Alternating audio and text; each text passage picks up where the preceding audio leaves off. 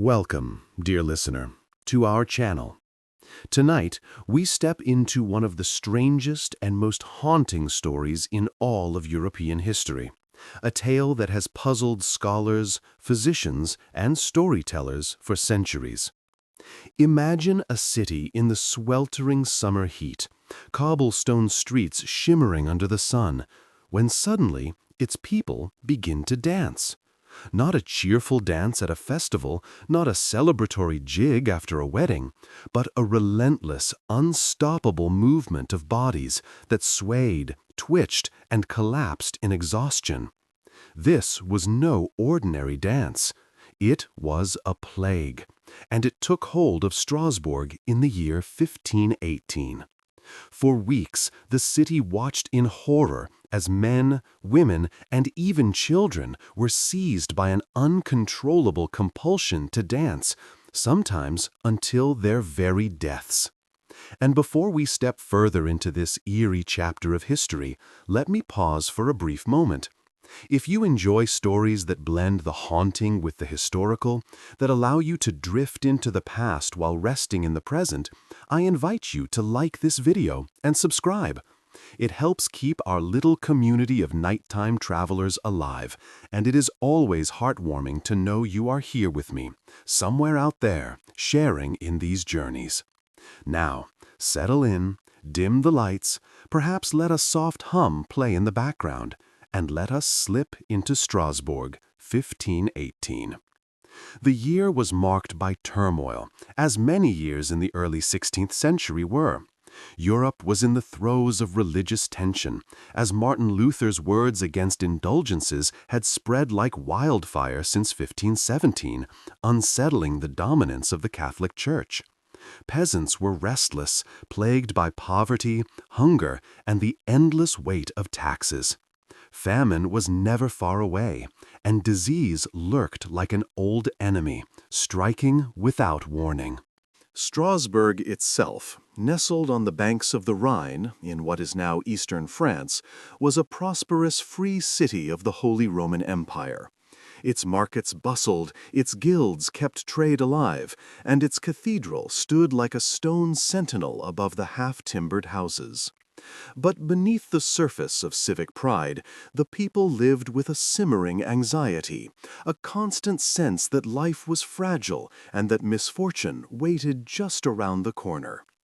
Into this world stepped Frau Trophäa. It is with her that the story begins, though she could hardly have imagined the chaos she would ignite. One hot July day, she walked into the narrow lanes of Strasbourg and began to dance. At first, it may have looked like an odd display, perhaps the eccentricity of a woman moved by some inner tune. But there was no music in the air, no festival, no fiddler playing on a corner. And yet, she danced. Her arms flailed, her body twisted, her feet struck the stones in uneven rhythm. Hours passed, and still she did not stop. Eyewitnesses said her face bore no expression of joy. This was not merriment, it was compulsion. As the day turned to night, she collapsed, drenched in sweat, only to rise again and continue. Neighbors gathered, whispering prayers, crossing themselves, wondering if she was cursed or possessed. Strasbourg was a deeply religious city, and in 1518, explanations for unusual behavior often leaned toward the supernatural. Was she a sinner struck by divine punishment? Was she bewitched by malevolent forces? Or had her mind simply broken under the strain of daily life? Whatever the reason, her body refused rest. For days she danced, staggering through exhaustion, collapsing, then beginning again. Within a week, others joined her. A dozen, then scores of citizens, men and women alike, were overtaken by the same uncontrollable movement. It spread like fire through dry hay. They convulsed, they spun, they collapsed and rose again, as if the plague leapt invisibly from one body to another. Eyewitnesses later claimed that as many as 400 people were seized by this affliction in a matter of weeks. The city leaders, desperate for order, called upon physicians. At the time, medicine was a curious blend of observation, tradition, and superstition. The doctors examined the dancers, noted their flushed faces, their drenched clothes, their trembling limbs, and came to a conclusion. This was not the work of spirits, nor of divine wrath. It was, they said, an excess of hot blood. According to the humoral theory of medicine, which dominated European thought since the days of Hippocrates and Galen, human health depended on the balance of 4 bodily humors: blood, phlegm, yellow bile, and black bile. Too much heat in the blood, they believed, caused a restless fever that could only be expelled through movement. And so, remarkably, the doctors prescribed more dancing. The city council, trusting the wisdom of their medical advisors, ordered the construction of wooden stages. Musicians were hired, professional dancers brought in, and halls opened so that the afflicted might dance their sickness out under supervision. Imagine it, hundreds of exhausted, half-crazed citizens, their bodies jerking beyond their control, driven to madness, while pipers and drummers kept the rhythm alive. It was a scene at once tragic and grotesque, as if the city itself had turned into a fevered carnival. But instead of curing the plague, this only fanned its flames. The music urged the afflicted on, and more fell victim. Some danced until their feet bled, until bones broke under the strain, until they collapsed from exhaustion. Contemporary accounts tell of people who danced themselves into the grave. Whether from strokes, heart failure, or sheer physical collapse, death stalked the dancers as surely as any pestilence. What caused this bizarre outbreak? That question has haunted historians for centuries. Some suggest it was a form of mass hysteria, a psychological phenomenon triggered by stress, famine, and fear, where individuals lose themselves in collective behavior. Others propose ergot poisoning, caused by a fungus that grows on damp rye and produces hallucinations and convulsions similar to those induced by LSD. Still others argue it was a ritualistic act of penitence, tied to the veneration of Saint Vitus, a patron saint often invoked against neurological disorders and seizures. At the time, however, none of these explanations mattered. What mattered was that Strasbourg was gripped by terror. Families watched their loved ones dance without rest. Priests urged prayer. Doctors called for more movement, and city leaders struggled to contain the chaos. It was as if the boundaries between the natural and the supernatural had collapsed, leaving only the haunting spectacle of endless motion. To understand why the people of Strasbourg might have been especially vulnerable to such a phenomenon, we must step back and consider their world more closely. The early 16th century was not a time of ease. Harvests had failed in the years leading up to 1518, leaving granaries thin and stomachs empty. The Rhine River, vital for trade and food transport, often flooded or receded unpredictably, disrupting supplies. The price of bread soared, and hunger gnawed at the poor. To be hungry is one thing, to be chronically malnourished is another, and it weakens not only the body, but the mind.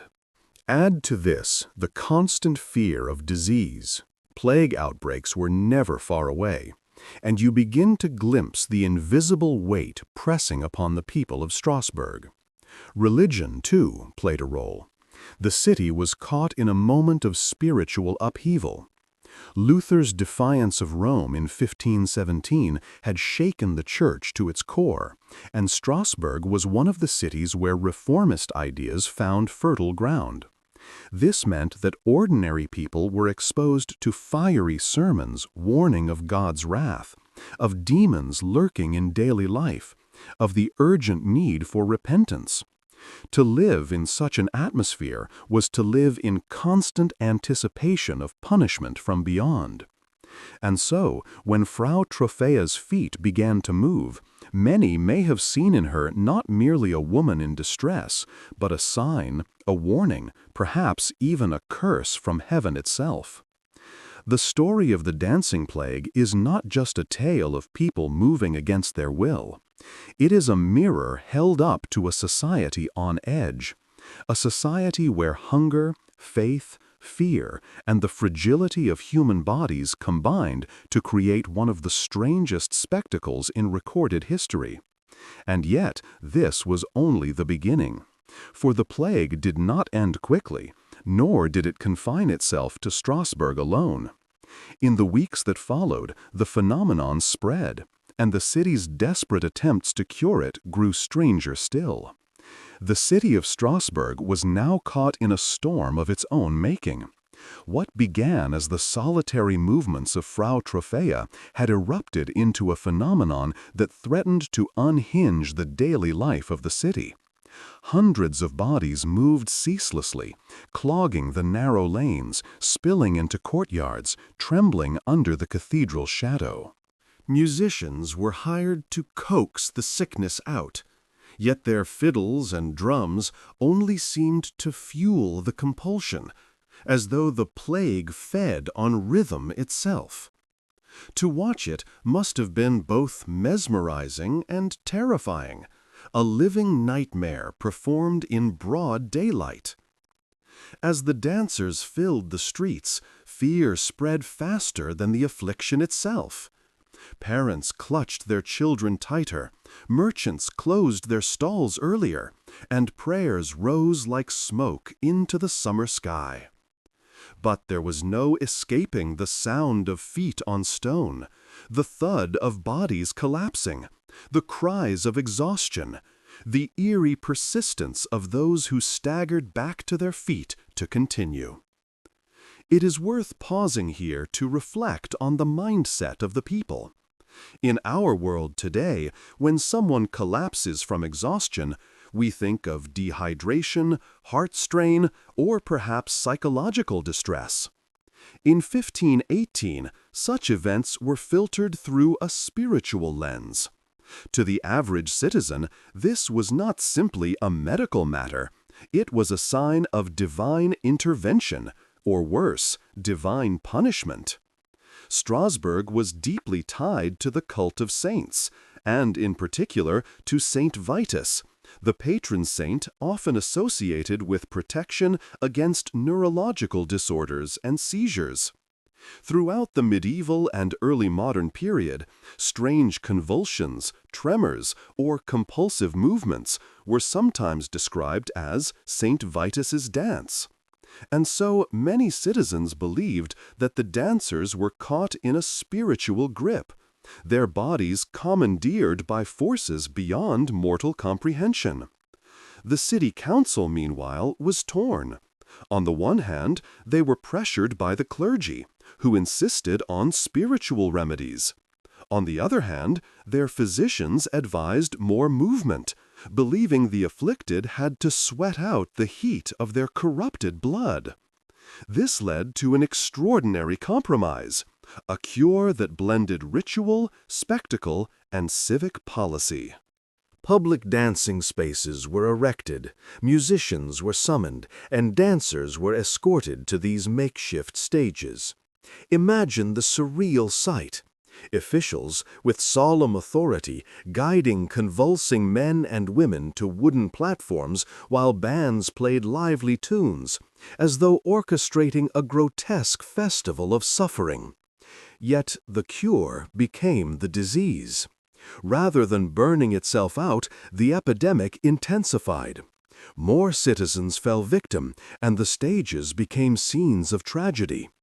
Some historians suggest that the very presence of musicians and crowds may have triggered more cases, a kind of psychological contagion, where the sight of others dancing compelled the vulnerable mind to join in.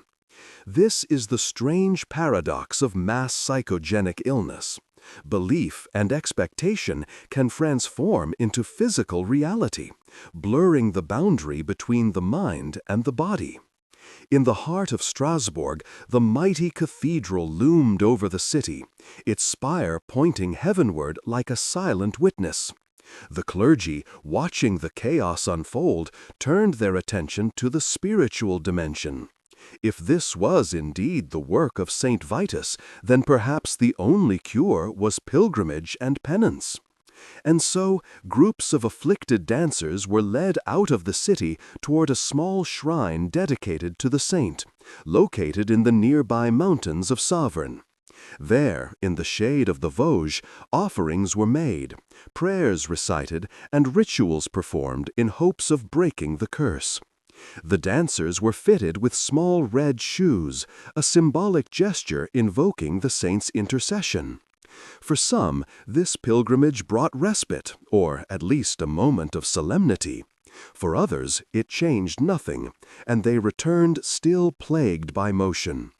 As weeks turned into months, the dancing plague left scars deeper than those etched on exhausted bodies. It shook the confidence of a city. The council had failed to stop it. The doctors had misunderstood it. The clergy's rituals had not ended it. Families mourned those who had died of strokes, heart attacks, or sheer collapse. And yet, just as mysteriously as it began, the epidemic eventually ebbed. By the autumn of 1518, the streets of Strasbourg were quiet once more, save for the ordinary clamor of markets, bells, and gossip. But the memory lingered, like a phantom. What exactly happened in Strasbourg in 1518? Even now, 5 centuries later, the question refuses a single answer. Let us explore the leading theories, for in each one we glimpse not only a possible cause, but also a reflection of the human condition. The first, and perhaps most straightforward explanation, is ergot poisoning. Ergot is a fungus that infects rye, a staple grain in early modern Europe. When consumed, it produces alkaloids similar to LSD, leading to hallucinations, convulsions, and spasms. Accounts from other eras describe outbreaks of St. Anthony's fire, where entire villages suffered terrifying symptoms from contaminated bread. Could Strasbourg's dancing plague have been such an outbreak? Possibly. But there are problems. Ergot poisoning typically causes violent convulsions and gangrene rather than coordinated, rhythmic movements sustained over days. It weakens the body, but it does not compel it to dance. And so, while tempting, the ergot theory struggles to fully explain the phenomenon. Another theory is that of mass hysteria, or more precisely, mass psychogenic illness. This occurs when extreme stress, fear, or trauma manifests physically, spreading rapidly through groups of people.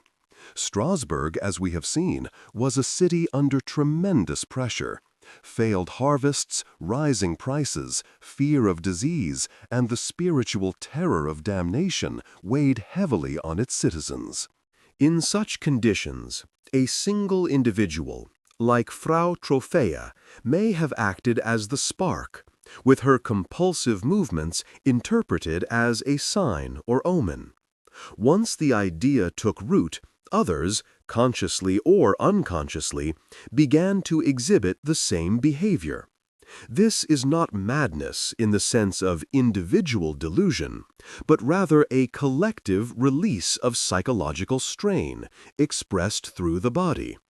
Mass hysteria has occurred in other times and places. Laughter epidemics, fainting fits, even modern-day psychosomatic illnesses in schools or factories. But few examples match the scale and lethality of Strasbourg's dance. A third possibility lies in ritual and religion. Throughout medieval Europe, dancing was sometimes performed as an act of penitence, a way of humbling the body before God or seeking a saint's mercy.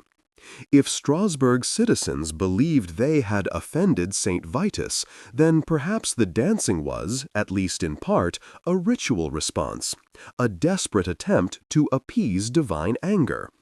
The red shoes given to the afflicted, the pilgrimages to the saint's shrine, all point to a framework of meaning that was spiritual rather than medical.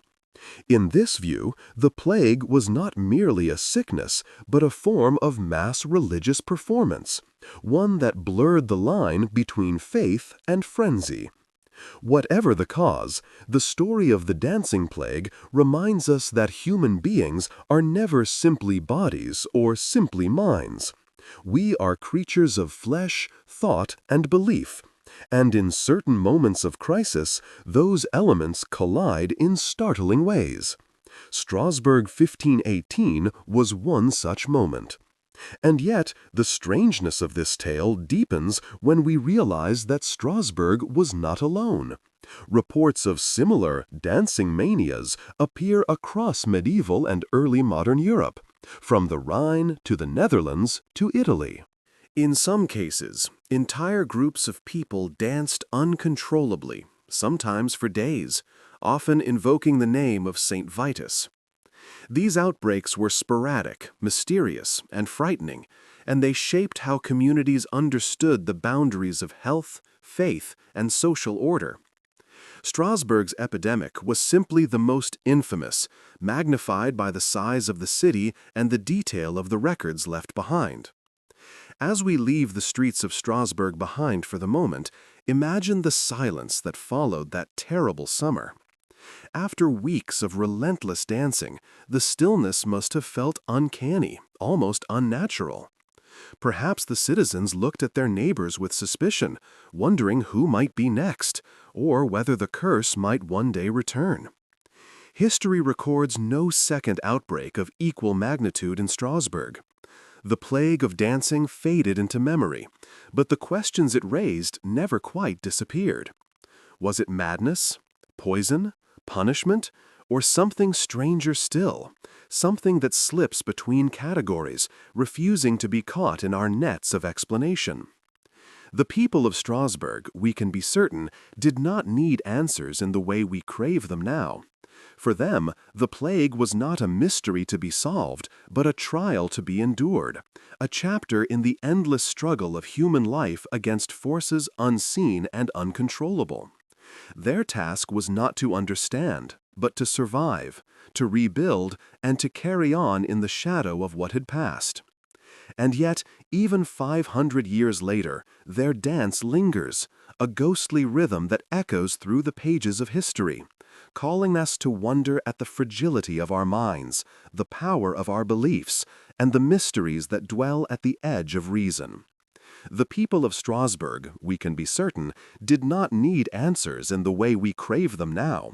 For them, the plague was not a mystery to be solved, but a trial to be endured, a chapter in the endless struggle of human life against forces unseen and uncontrollable. Their task was not to understand, but to survive, to rebuild, and to carry on in the shadow of what had passed.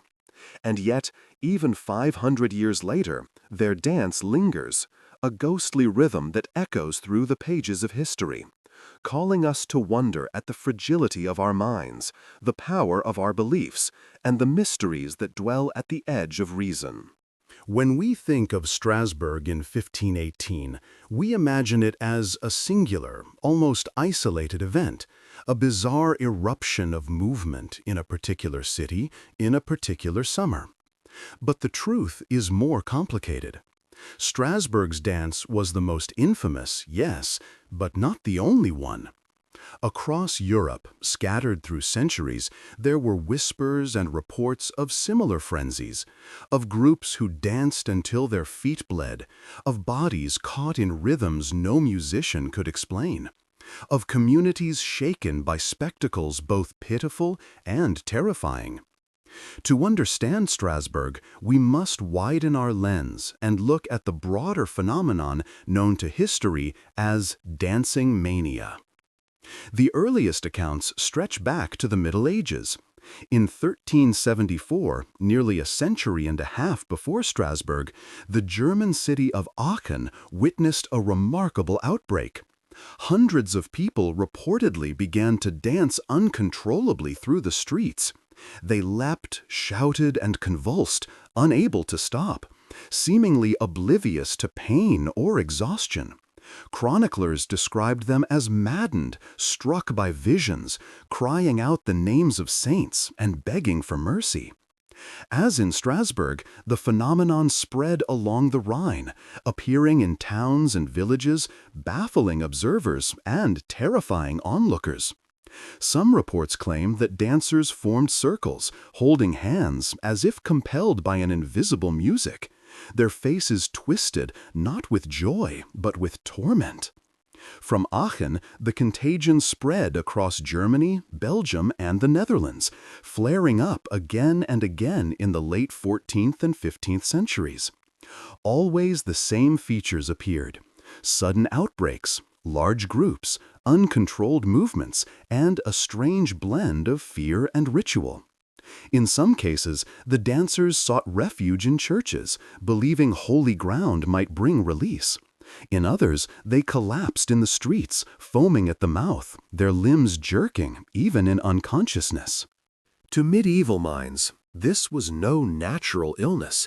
It was a curse, a punishment, or an attack by unseen forces. The connection to Saint Vitus emerged early in these outbreaks. Vitus, a Christian martyr from the 4th century, had become associated with strange bodily afflictions, especially seizures and tremors. Pilgrims prayed at his shrines for relief from epilepsy, nervous disorders, or what we might now call psychological suffering. The dancing manias became linked to him, and thus outbreaks were sometimes called Saint Vitus's dance. Strasbourg's shrine to the saint, as we saw earlier, played a role in the city's desperate attempts to heal its afflicted. But why dancing? Why not fainting, or seizures, or screaming fits? Why did the body express its torment in rhythmic, repetitive movement? That question has fascinated historians, anthropologists, and psychologists for generations. One possibility lies in the power of ritual movement. Across cultures, dance has been a way of expressing collective emotion, of releasing tension, of invoking the divine. In the Middle Ages, processions, pilgrimages, and ritual dances were common features of religious life. When crises struck, communities often turned to collective physical acts, flagellation, fasting, kneeling in long processions, as a way of seeking divine mercy. It is possible that the dancing manias were an extreme version of this impulse, the body taking ritual to its furthest limit, breaking into movement that was no longer voluntary but compulsive. Another possibility lies in the realm of psychology and trauma. The 14th century, after all, was marked by horrors that strain imagination. The Black Death had swept through Europe in the mid-1300s, killing perhaps 1/3 of the continent's population. Survivors lived in a world of grief, fear, and constant reminders of mortality. Wars raged, famine struck, and the church itself was fractured by schism. In such an atmosphere, collective psychological breaks were not only possible, but perhaps inevitable. The body, burdened by fear, might erupt in spasms of movement, expressing in physical form what could not be spoken aloud. The outbreaks also often occurred during times of environmental stress, harvest failures, floods, or famines. Hunger weakens the body and destabilizes the mind. Malnourished brains are more prone to hallucinations, compulsions, and strange behavior. Ergot poisoning, which we mentioned earlier, may have played a role in some cases, though not all. Whether by fungus or famine, the people of medieval Europe lived on the edge of survival, and their bodies often bore the scars of desperation. Strasbourg's outbreak was, in this sense, part of a larger pattern. What made it stand out was its timing and its setting. By 1518, Europe was on the cusp of modernity. The printing press had spread ideas faster than ever before. Luther's protest against indulgences had unleashed a storm of religious debate. Humanist scholars were re-examining old knowledge. Physicians were challenging Galenic medicine, and yet the old fears remained. The dancing plague came at a moment when old beliefs and new uncertainties collided, leaving the city both mystified and deeply unsettled. Let us imagine for a moment what it was like to witness such a frenzy. Picture a marketplace in midsummer. The air is heavy with heat. Merchants call out their wares: cloth, bread, salt, wine. Children dart between stalls. And then, from the corner of the square, a figure begins to move. At first, perhaps it seems playful, a jig to lighten the mood. But then others join, their movements jerky, their faces grim. Within an hour, a crowd has gathered, watching in horror as men and women collapse, rise again, and continue. The sound of feet striking cobblestones grows relentless, echoing through the narrow streets. Some spectators cross themselves, whispering prayers. Others stare in fear, wondering if they too will be seized. By nightfall, the marketplace is littered with the fallen, their bodies twitching even in sleep. Torches flicker, shadows dance, and the line between normal life and nightmare blurs. In such scenes, we glimpse the core of the mystery. Was this a disease, a psychological contagion, a performance of belief, or some combination of all three? Perhaps the categories themselves fail us, for human experience does not always fit neatly into medical or spiritual boxes. What is certain is that the authorities struggled to respond. In Aachen in 1374, clergy organized processions leading the dancers to shrines of saints. In Strasbourg in 1518, the council built stages and hired musicians. In Italy, some outbreaks were met with exorcisms. None of these measures fully succeeded, for the outbreaks tended to burn out only when they were ready, fading as mysteriously as they began. By the 17th century, the great waves of dancing mania had largely vanished from Europe. Epilepsy and similar conditions continued, of course, but never again did entire crowds dance themselves to exhaustion in the same way. Why? Perhaps because the conditions that produced such outbreaks changed. The early modern period brought shifts in religious life, medical thought, and social order. The Reformation altered how people understood sin and punishment. The growth of scientific medicine slowly displaced humoral theory.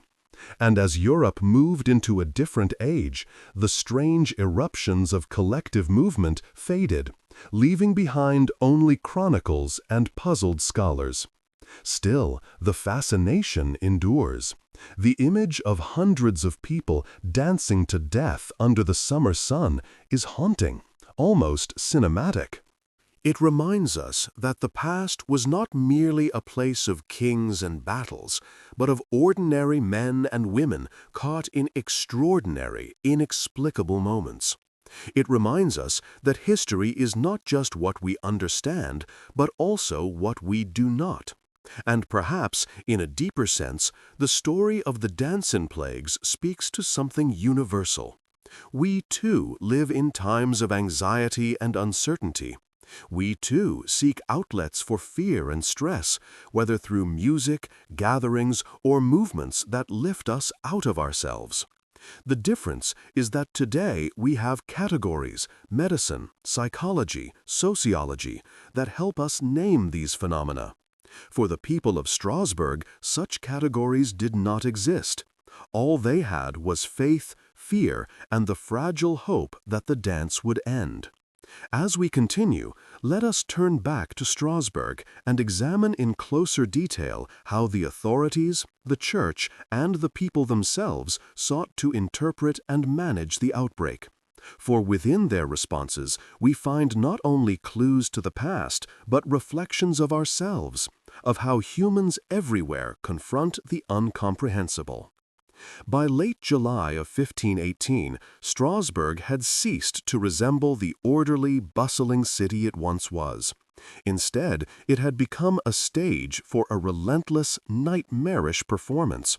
The streets, usually filled with merchants, craftsmen, and children, were dominated by the sound of pounding feet, the sight of bodies swaying and jerking as though pulled by invisible strings.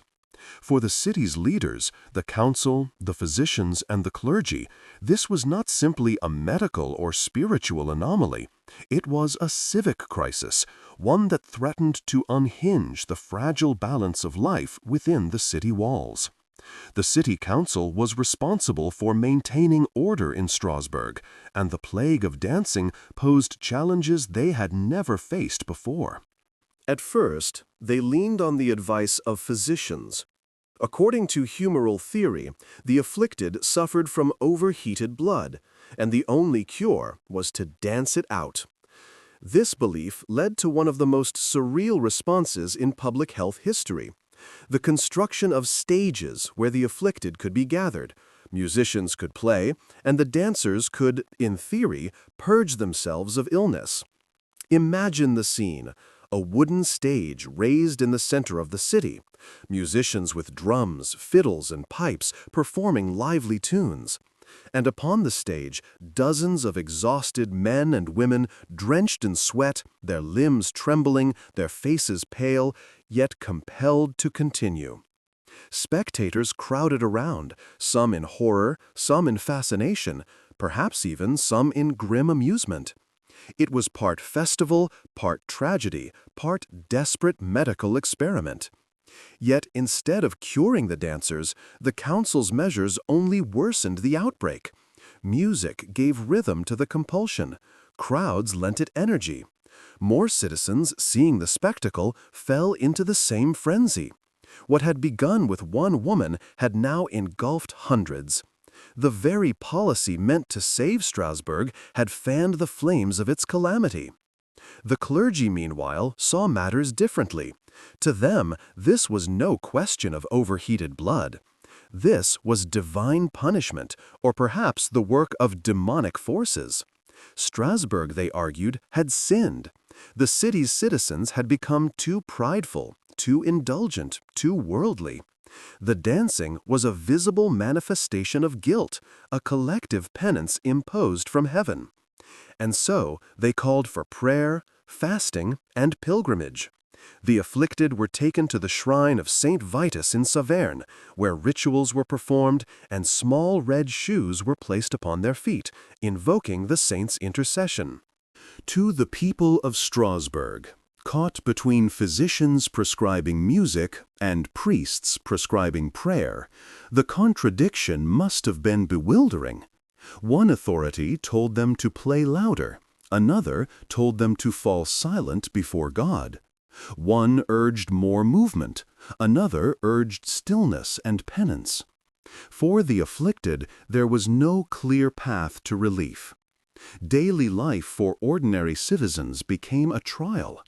Families struggled to care for those who could not stop moving. Imagine a wife watching her husband convulse and sway until he collapsed, only to rise again and continue. Imagine parents trying to restrain their children, only to find the compulsion too strong. Some families surely despaired, believing their loved ones possessed. Others clung to faith, praying for mercy. All lived in fear that the dance might claim them next. Merchants and tradesmen too were affected. Markets emptied as the streets filled with dancers. Inns saw fewer travelers. The city's economy faltered under the weight of chaos. To live in Strasbourg in that summer was to live with the constant thud of feet, the cries of the exhausted, the sight of neighbors staggering through the streets like marionettes in a cruel play. And through it all, the Cathedral of Strasbourg towered above the city, its Gothic spire casting long shadows. For many, the cathedral was the heart of spiritual life, a place where heaven and earth touched. Yet even here, prayers seemed powerless against the strange affliction. If God had indeed sent the plague, then why did he not lift it when the faithful begged for relief? If demons had seized the dancers, why did exorcisms fail? Such questions gnawed at faith, unsettling the certainty of belief. It is important to remember that Strasbourg in 1518 was not an isolated village, but a thriving city within the Holy Roman Empire. Its leaders were educated men, its citizens engaged in trade and crafts, its cathedral a marvel of architecture. And yet, when faced with the dancing plague, all the resources of medicine, religion, and civic authority proved inadequate. The city was forced to confront the limits of human understanding. As the weeks dragged on, the consequences grew dire. Some dancers died of exhaustion, strokes, or heart attacks. Others lingered in states of collapse, too weak to rise, but still twitching as though their bodies refused peace. Death by dancing? It sounds almost metaphorical. Yet in Strasbourg, it became a grim reality.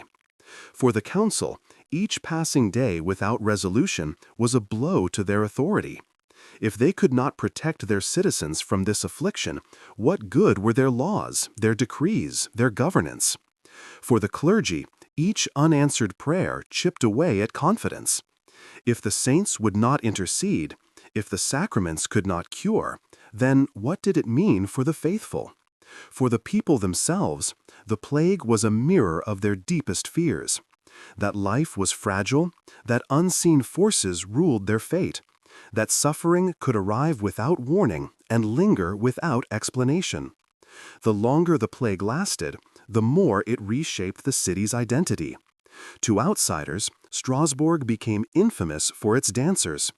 News of the epidemic spread through chronicles, sermons, and letters, turning the city into a cautionary tale, a symbol of divine wrath or medical mystery.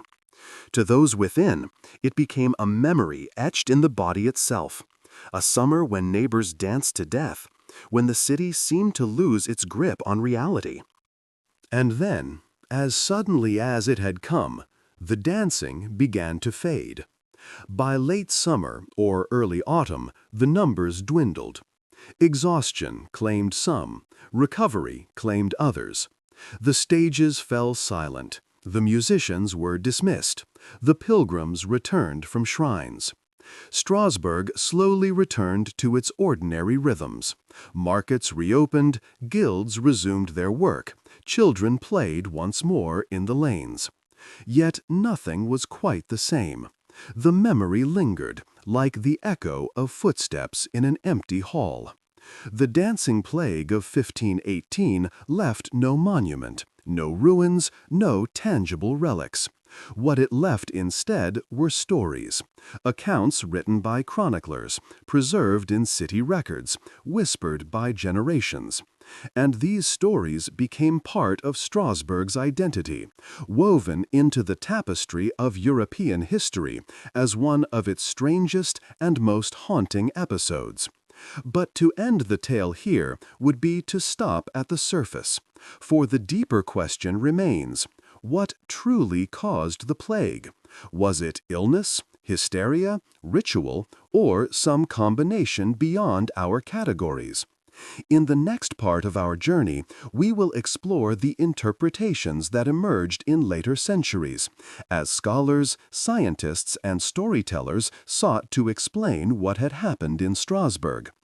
Each explanation tells us not only about the past, but also about the era in which it was proposed, about how humans in every age seek to make sense of the inexplicable.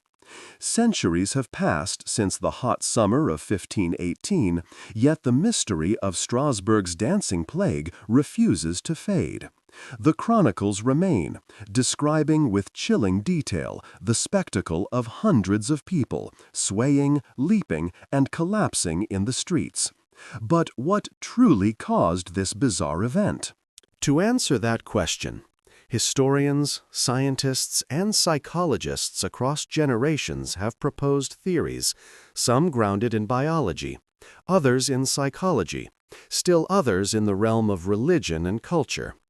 None fully explain the plague, but each offers a fragment of understanding, a glimpse into both the event itself and the human desire to solve mysteries.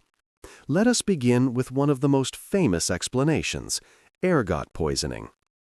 Ergot is a fungus that grows on rye and other grains in damp conditions. Its toxins, known as ergot alkaloids, affect the nervous system and can cause convulsions, hallucinations, and spasms. In history, outbreaks of ergotism were sometimes called St. Anthony's fire, for victims experienced burning sensations, gangrene, and violent fits. Some modern scholars have suggested that the Strasbourg dancers may have consumed bread made from rye tainted with ergot. Under this theory, the hallucinogenic effects of ergot triggered convulsions, disorientation, and perhaps even the illusion of uncontrollable dancing. The idea has an elegant appeal. After all, ergot contains compounds similar to LSD, a drug known for producing altered states of consciousness and physical sensations of movement. If the citizens of Strasbourg were unknowingly dosed, perhaps their strange behavior could be explained as intoxication on a mass scale. Yet the ergot theory has serious weaknesses. Ergot poisoning usually produces not coordinated movement, but violent spasms, tremors, and severe pain. Victims often suffer hallucinations of burning or crawling sensations, not rhythmic, sustained dancing over days or weeks.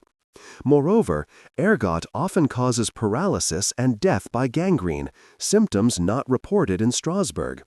Most damning of all, if ergot-contaminated bread had been the culprit, we would expect the entire community to fall ill, not just hundreds of dancers.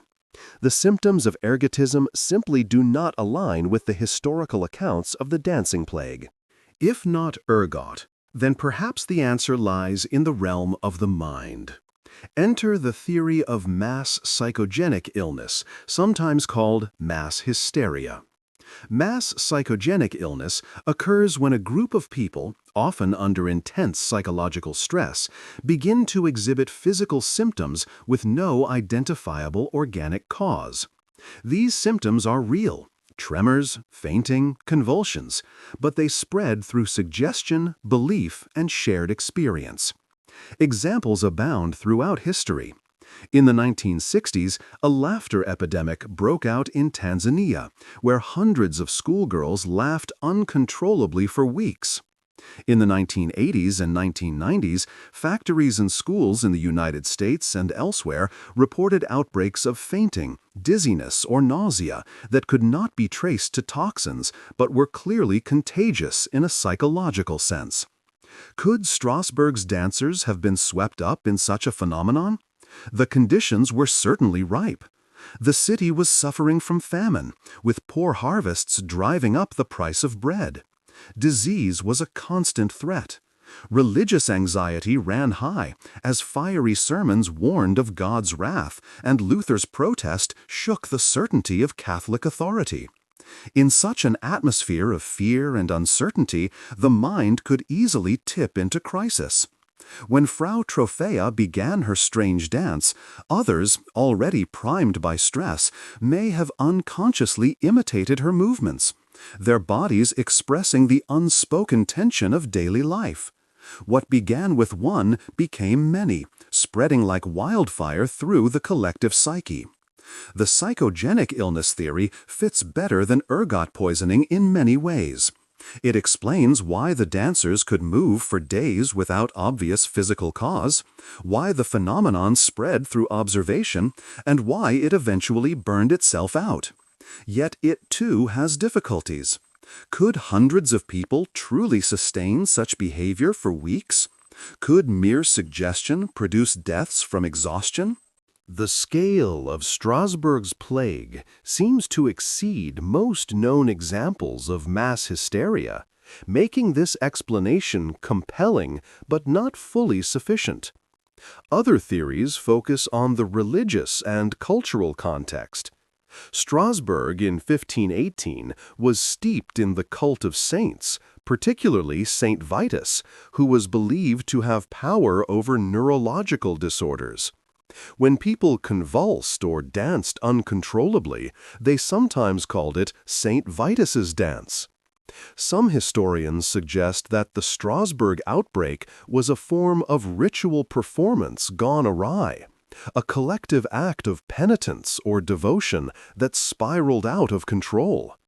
The afflicted may have believed themselves cursed by the saint and danced as an involuntary form of worship or supplication. In this view, the plague was not merely illness, but an extreme religious expression, born from the anxiety of sin and the hope of divine forgiveness. Supporting this is the fact that the city's response involved pilgrimage to St. Vitus's shrine and the use of red shoes, symbolic offerings to the saint. The outbreak fits into a broader pattern of medieval religious culture, where collective rituals often blurred the line between prayer and physical expression. If Strasbourg's dancers believed they were caught in the grip of St. Vitus, their movements may have been both compulsion and devotion, a desperate attempt to appease the divine. Yet again, the theory cannot explain everything. Why Strasbourg in 1518? Why so many victims? And why did the phenomenon fade and never return with equal intensity? Another, more modern interpretation considers the plague through the lens of sociology and collective stress. Strasbourg was a city under enormous strain. Political tensions simmered between civic authorities and the church. Economic hardship gnawed at the poor. The Protestant Reformation was shaking the foundations of belief.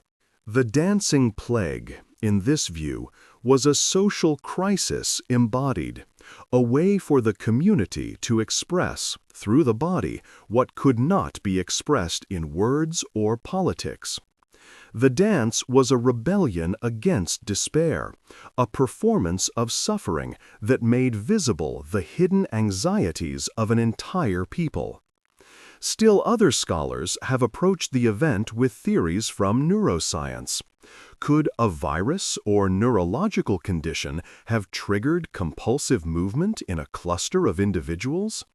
Diseases such as epilepsy, Huntington's disease, or Parkinsonian disorders can cause tremors and involuntary movements.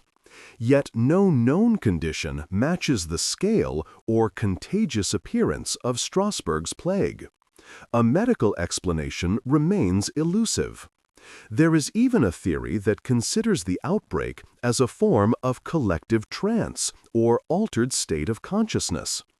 In times of crisis, humans often turn to rhythmic movement, music, and ritual as a way of coping. Trance states, induced by dancing, drumming, or chanting, are documented in cultures worldwide. In Strasbourg, perhaps a trance-like state spread contagiously, one body after another swept into the rhythm, unable to stop until collapse. This would explain the mixture of exhaustion, compulsion, and communal participation that marked the plague. What unites all these theories, ergot, hysteria, religion, sociology, neuroscience, is their inability to fully capture the event. Each shines a light on one aspect of the mystery, but leaves others in shadow. Perhaps the truth lies in a combination. Strasbourg in 1518 was a city of hunger, fear, and faith. Malnutrition weakened bodies. Anxiety strained minds. Belief in saints and curses gave form to suffering. When one woman began to dance, others followed, their movements fueled by both psychological contagion and spiritual dread. The city's misguided response, stages and musicians, only amplified the frenzy. And so the plague was born, sustained by a perfect storm of physical weakness, mental strain, and cultural meaning. For us today, the dancing plague is more than a historical curiosity. It is a reminder of the profound connection between body and mind, between individual and community.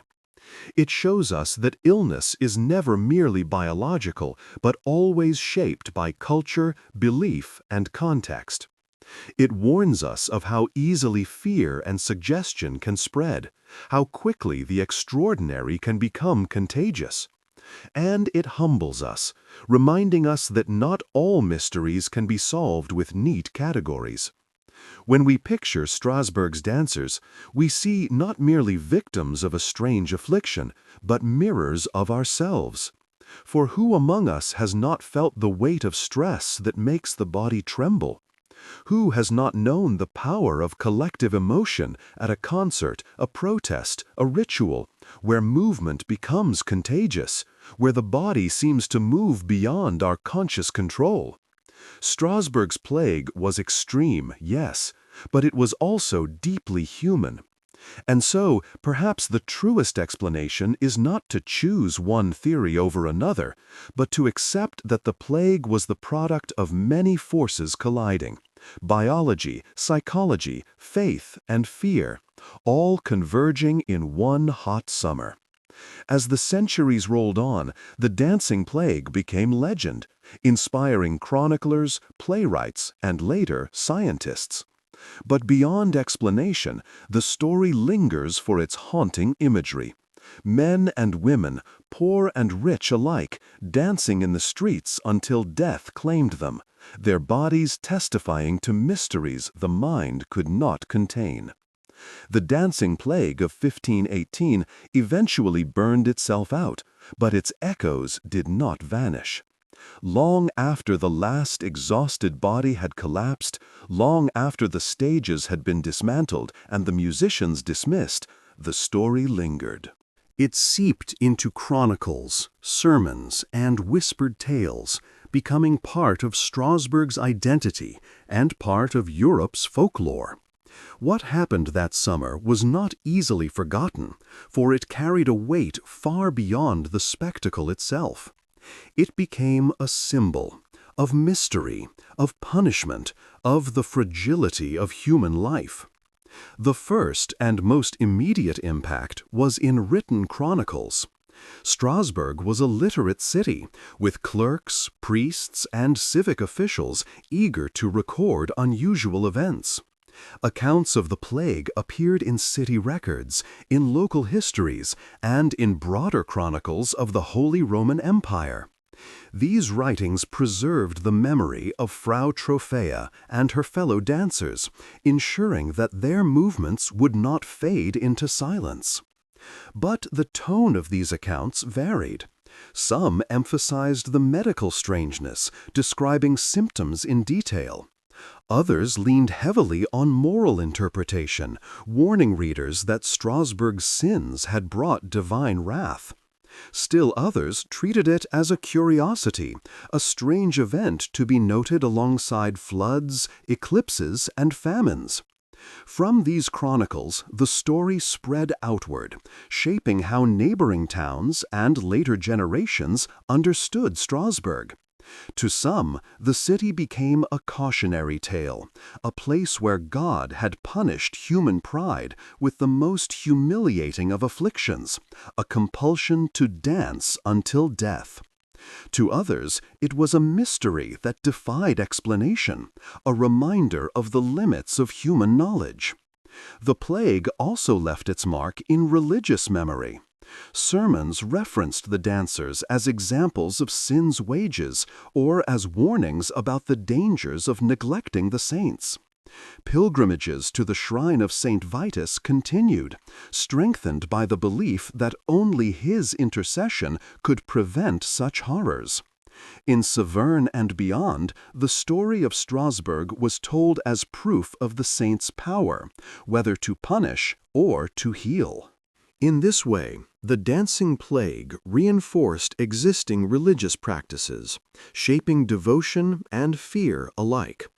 But perhaps the most fascinating legacy lies in the realm of culture and art. For centuries, the image of people dancing to death haunted the European imagination. It overlapped with another powerful motif of the late Middle Ages, the danse macabre, or dance of death.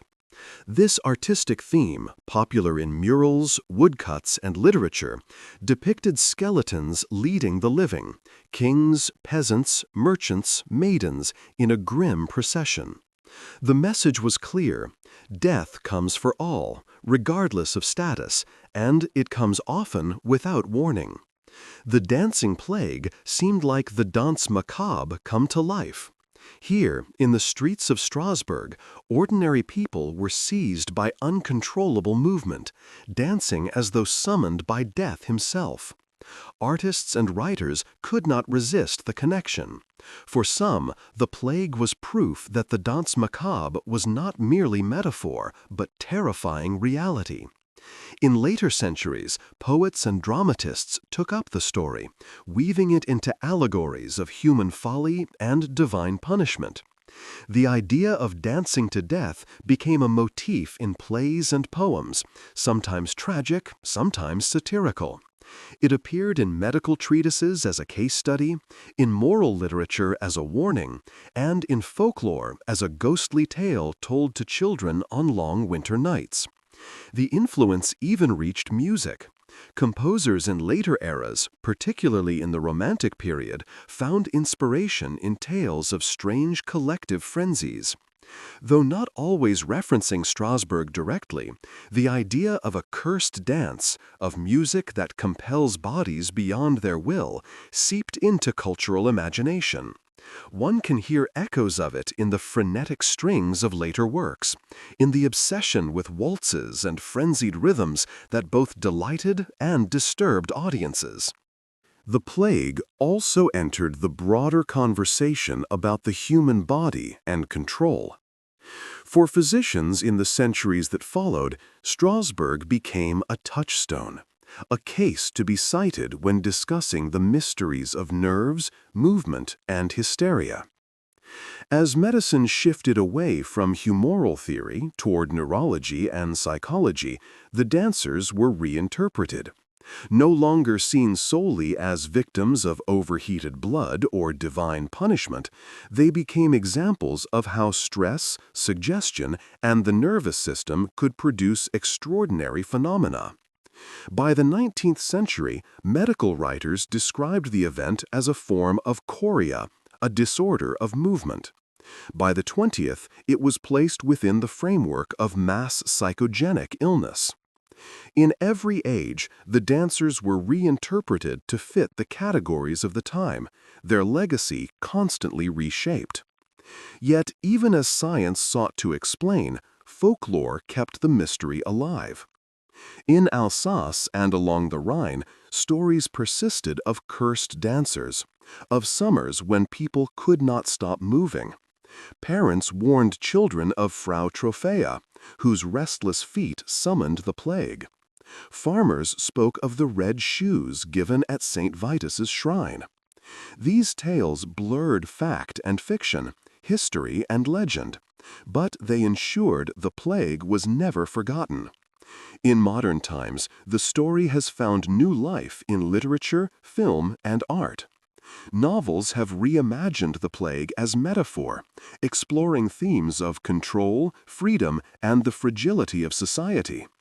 Films and stage productions have depicted frenzied dancers in surreal, dreamlike sequences, using the plague as symbol for everything from political oppression to psychological breakdown.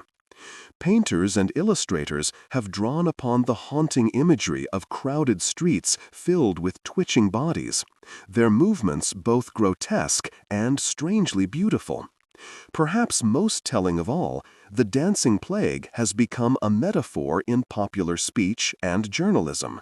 Writers describe financial panics, social media frenzies, or political movements as dancing plagues, invoking Strasbourg as a symbol of collective behavior that spirals out of control.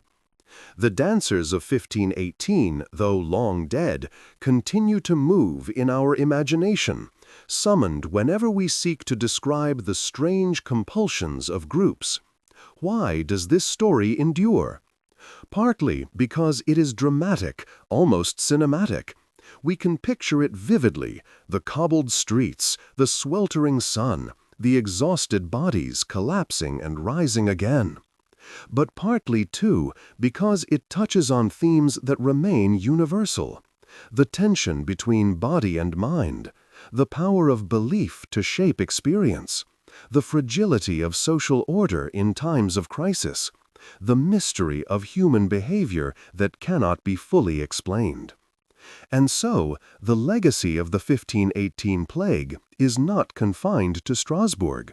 It is woven into the cultural memory of Europe, into its art, literature, and imagination. It lingers as a reminder that history is not only battles and kings, but also strange eruptions of collective life, moments when the ordinary collapses into the extraordinary. In our next chapter, we will return once more to Strasbourg, not to its chronicles, but to its people. For behind the theories, the legends, and the cultural echoes lie the lived experiences of men, women, and children who suffered in that summer. Who were they? What did they feel? How did families endure watching their loved ones dance toward death?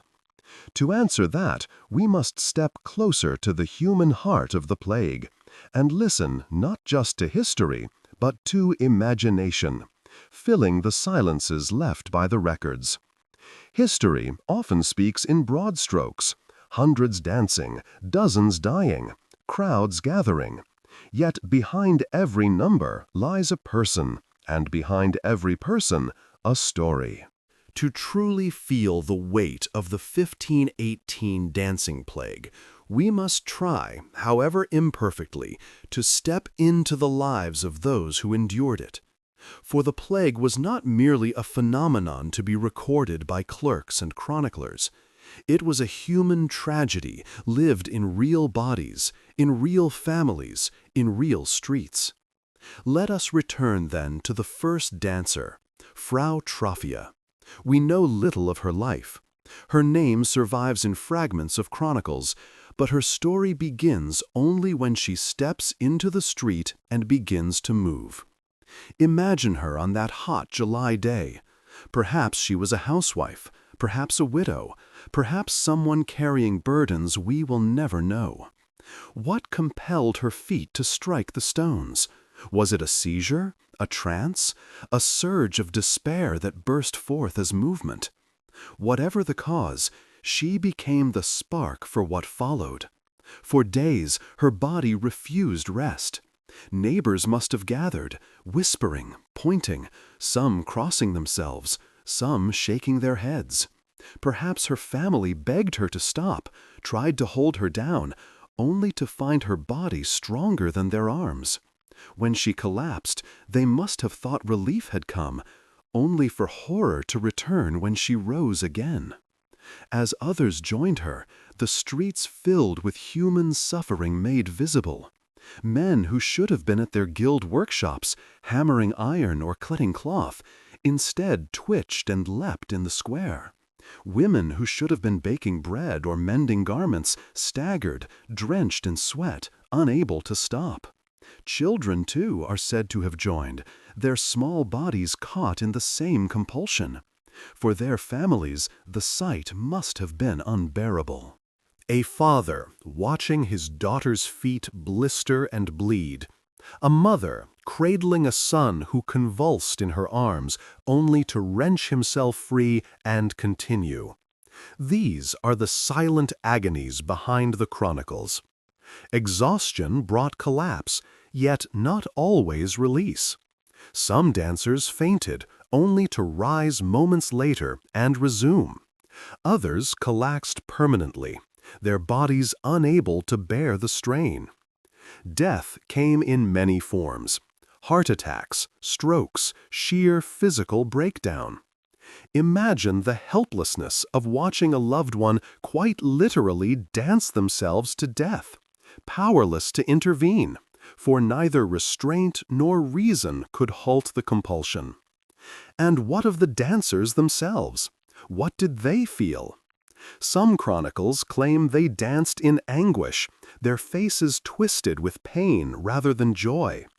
Others describe cries and prayers uttered mid-movement, as if the dancers themselves knew they were trapped in a force they could not master.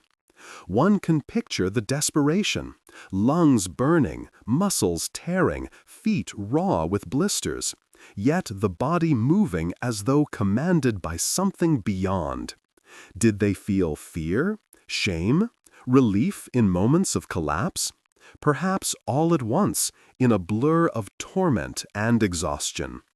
The sounds of the plague must also have been unforgettable. The constant thud of feet on cobblestones, the cries of the afflicted, the prayers of onlookers, the occasional notes of hired musicians trying to cure the disease with rhythm. By night, torches lit the streets as dancers continued under the stars, shadows jerking across half-timbered walls. Sleep must have been scarce, for even those not afflicted could not escape the noise. A city normally hushed at night was transformed into a restless theater of motion. For those outside the circle of affliction, life became a daily negotiation with fear. Would the plague claim them next? Could one misstep, one glance at the dancers, trigger the compulsion? Merchants hesitated to open stalls near the worst outbreaks. Travelers brought news to neighboring towns, spreading not the plague itself, but the fear of it. Rumors must have multiplied, whispers of curses, of demons, of divine wrath. Some surely saw opportunity in the chaos, quacks selling charms, preachers thundering about sin, musicians earning coin by playing for the afflicted. Yet most likely felt only dread. The families of the dead bore the heaviest burden. In a city already strained by hunger and poverty, the loss of a breadwinner could mean disaster. A widow left alone with children, an apprentice without his father's guidance, a guild left without skilled hands. All these ripples spread quietly through Strasbourg, compounding the tragedy. The clergy, too, were caught in the human dimension. Priests led processions, prayed over the afflicted, guided pilgrims to St. Vitus's shrine. Yet they too must have felt helpless, their rituals seemingly powerless against the relentless movement. Imagine a priest standing in the cathedral, looking out at his flock, knowing dozens lay in the streets outside, their bodies mocking his prayers by refusing to still. Did he doubt? Did he wonder whether God had withdrawn his mercy, or whether demons had grown too strong? Faith in such moments was tested not in abstract theology, but in the sweat and blood of neighbors collapsing in the streets. And what of the children who watched? The chronicles tell us little, but memory lingers long in young minds. A boy watching his mother dance to exhaustion, a girl watching her brother convulse in the square. Such sights would mark them for life. In the years after the plague, they would carry the images with them, telling their own children of the summer when Strasbourg became a city of dancers. Through such memories, the event endured not only in records, but in stories passed down within families. The psychological scars may have lasted long after the last dancer fell. Survivors may have lived with trauma, haunted by nightmares of uncontrollable movement. Families may have avoided certain streets, certain songs, certain places where the plague was worst. Communities may have looked upon the afflicted with suspicion, wondering if they had been cursed or guilty of hidden sins. In this way, the plague reshaped not only bodies, but also relationships, trust, and memory. It is easy, from our distance, to see the dancers as curiosities, as figures in an odd story. But to those who lived in Strasbourg in 1518, they were neighbors, friends, kin. Their suffering was not spectacle, but heartbreak. Their deaths were not mysterious statistics, but empty chairs at tables, silent voices in households. The chronicles may speak of hundreds, but each number hides a life lost too soon. And yet, amid the tragedy, perhaps there was also a strange solidarity. Communities gathered to watch, yes, but also to help. Some brought water to the dancers, trying to ease their thirst. Some carried the collapsed to shade, fanning them in vain.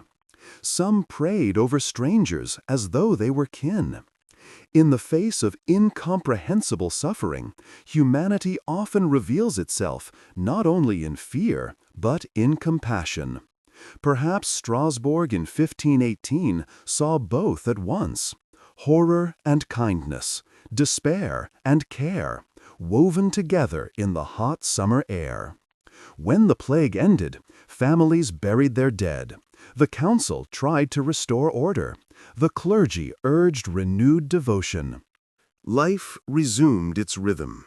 Markets reopened, workshops rang with hammers, children played once more in the lanes.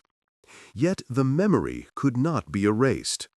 The people of Strasbourg had looked into a kind of abyss, had seen bodies betray their owners, had witnessed neighbors consumed by forces no one could name. They had survived, but survival came with memory. And perhaps that is the truest human legacy of the dancing plague. Not the theories, not the chronicles, not the cultural echoes, but the silent memories of those who lived through it. Memories of sweat and blood on cobblestones, of prayers unanswered, of nights filled with restless footsteps.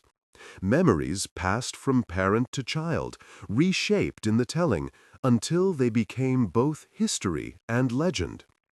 In the next chapter, we will step back once more and ask, why did such plagues of dancing vanish? Why did they flare in medieval and early modern Europe, yet never again appear on such a scale? What changed in human society, in medicine, in faith, that made the world inhospitable to such frenzies? To answer that, we must trace the slow transformation of Europe from the age of saints and humors to the age of science and modernity. The plague of dancing that overtook Strasbourg in 1518 was not the first of its kind, nor was it entirely unique. Similar outbreaks had flared across medieval and early modern Europe. In Aachen in 1374, in Cologne, in Metz, in small towns along the Rhine and the Moselle. They came suddenly, spread quickly, and vanished without clear reason. And yet, after the 16th century, they seemed to fade into history, never again erupting with the same force or scale. Why? Why did Europe witness such frenzies in one age, only for them to disappear in another? The disappearance of the dancing plagues cannot be explained by a single cause, just as their appearance cannot. Rather, it reflects deep changes in European society, changes in medicine, religion, culture, and daily life that reshaped the conditions in which such events could take root. To understand why the dance died, we must look at the transformations that unfolded across the 16th and 17th centuries. First, consider medicine. In 1518, Strasbourg's physicians still relied on the ancient humoral theory. Illness was thought to arise from imbalances of blood, phlegm, black bile, and yellow bile. Treatments focused on purging, bleeding, balancing.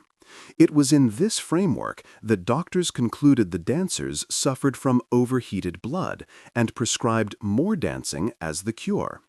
But over the next centuries, medicine changed dramatically. The scientific revolution of the 17th century began to erode ancient theories. Anatomists dissected the body with new rigor. Paracelsus challenged Galenic orthodoxy with chemical medicine. By the 18th century, neurology was emerging as a field, with physicians studying nerves, movement, and the brain. What once seemed divine or supernatural increasingly became framed as natural phenomenon. By the 19th century, conditions once linked to St. Vitus's dance were recognized as neurological disorders, such as Sydenham's chorea. The shift from saintly curses to scientific diagnosis removed one of the cultural anchors that had allowed dancing plagues to spread. Without belief in supernatural causation, outbreaks of mass dancing became harder to interpret, harder to sustain, harder to imagine into being. Second, consider religion. The Strasbourg plague erupted in a moment of profound religious tension. Just a year earlier, in 1517, Martin Luther had posted his 95 Theses, igniting the Reformation. Across Europe, faith was in flux, and Strasbourg itself would soon become a stronghold of Protestantism. In this climate, sermons brimmed with warnings of divine wrath. People lived with acute awareness of sin, guilt, and punishment. Outbreaks of strange collective behavior were interpreted through this lens, given meaning as signs of God's anger or the saint's power. But as the Reformation and Counter-Reformation unfolded, the religious landscape changed. In Protestant regions, devotion to saints such as Vitus waned or vanished altogether. Pilgrimages declined. The rituals that had once framed outbreaks, processions to shrines, offerings of shoes, prayers for intercession, lost their centrality. In Catholic regions, the Church, stung by Protestant critique, tightened its control over popular religion, discouraging what it saw as superstitious practices. Either way, the cultural framework that had sustained dancing plagues, belief in saints' curses and cures, was eroded.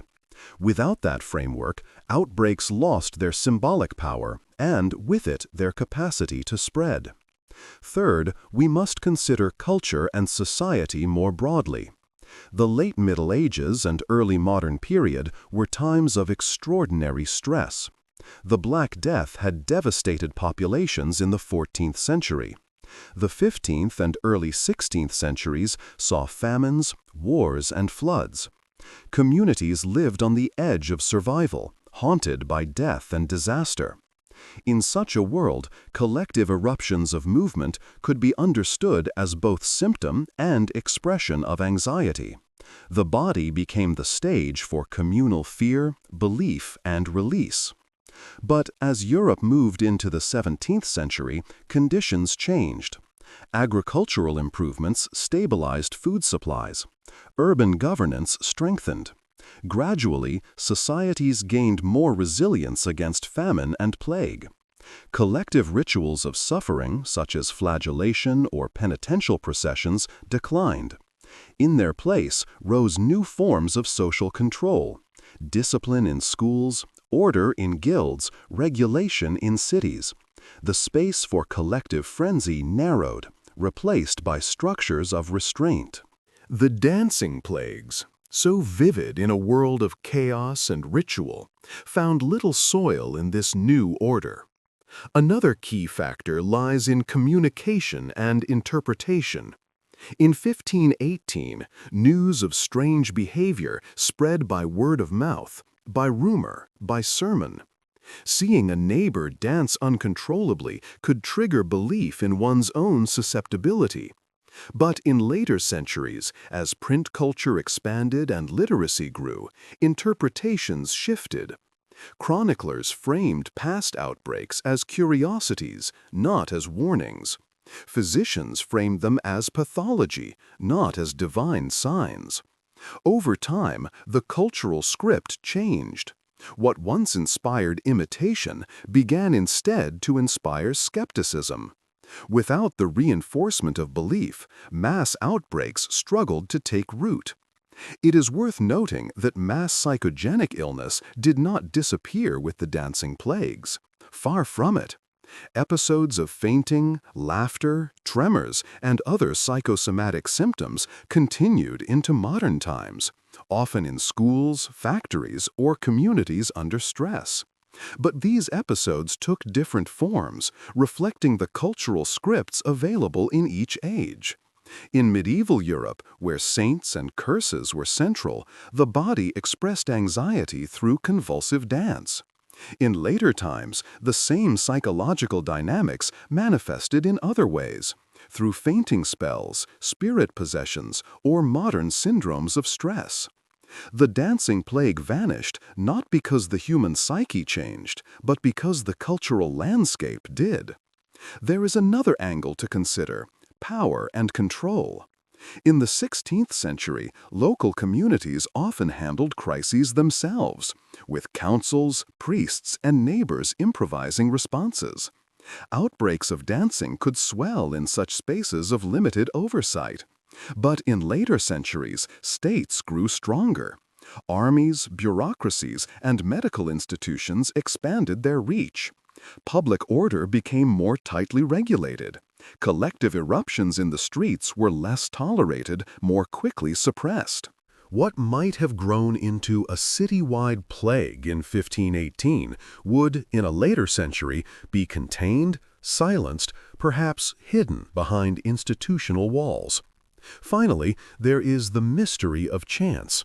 Perhaps Strasbourg was simply a confluence of unique conditions: hunger, heat, religious anxiety, civic response, that produced a singular outbreak.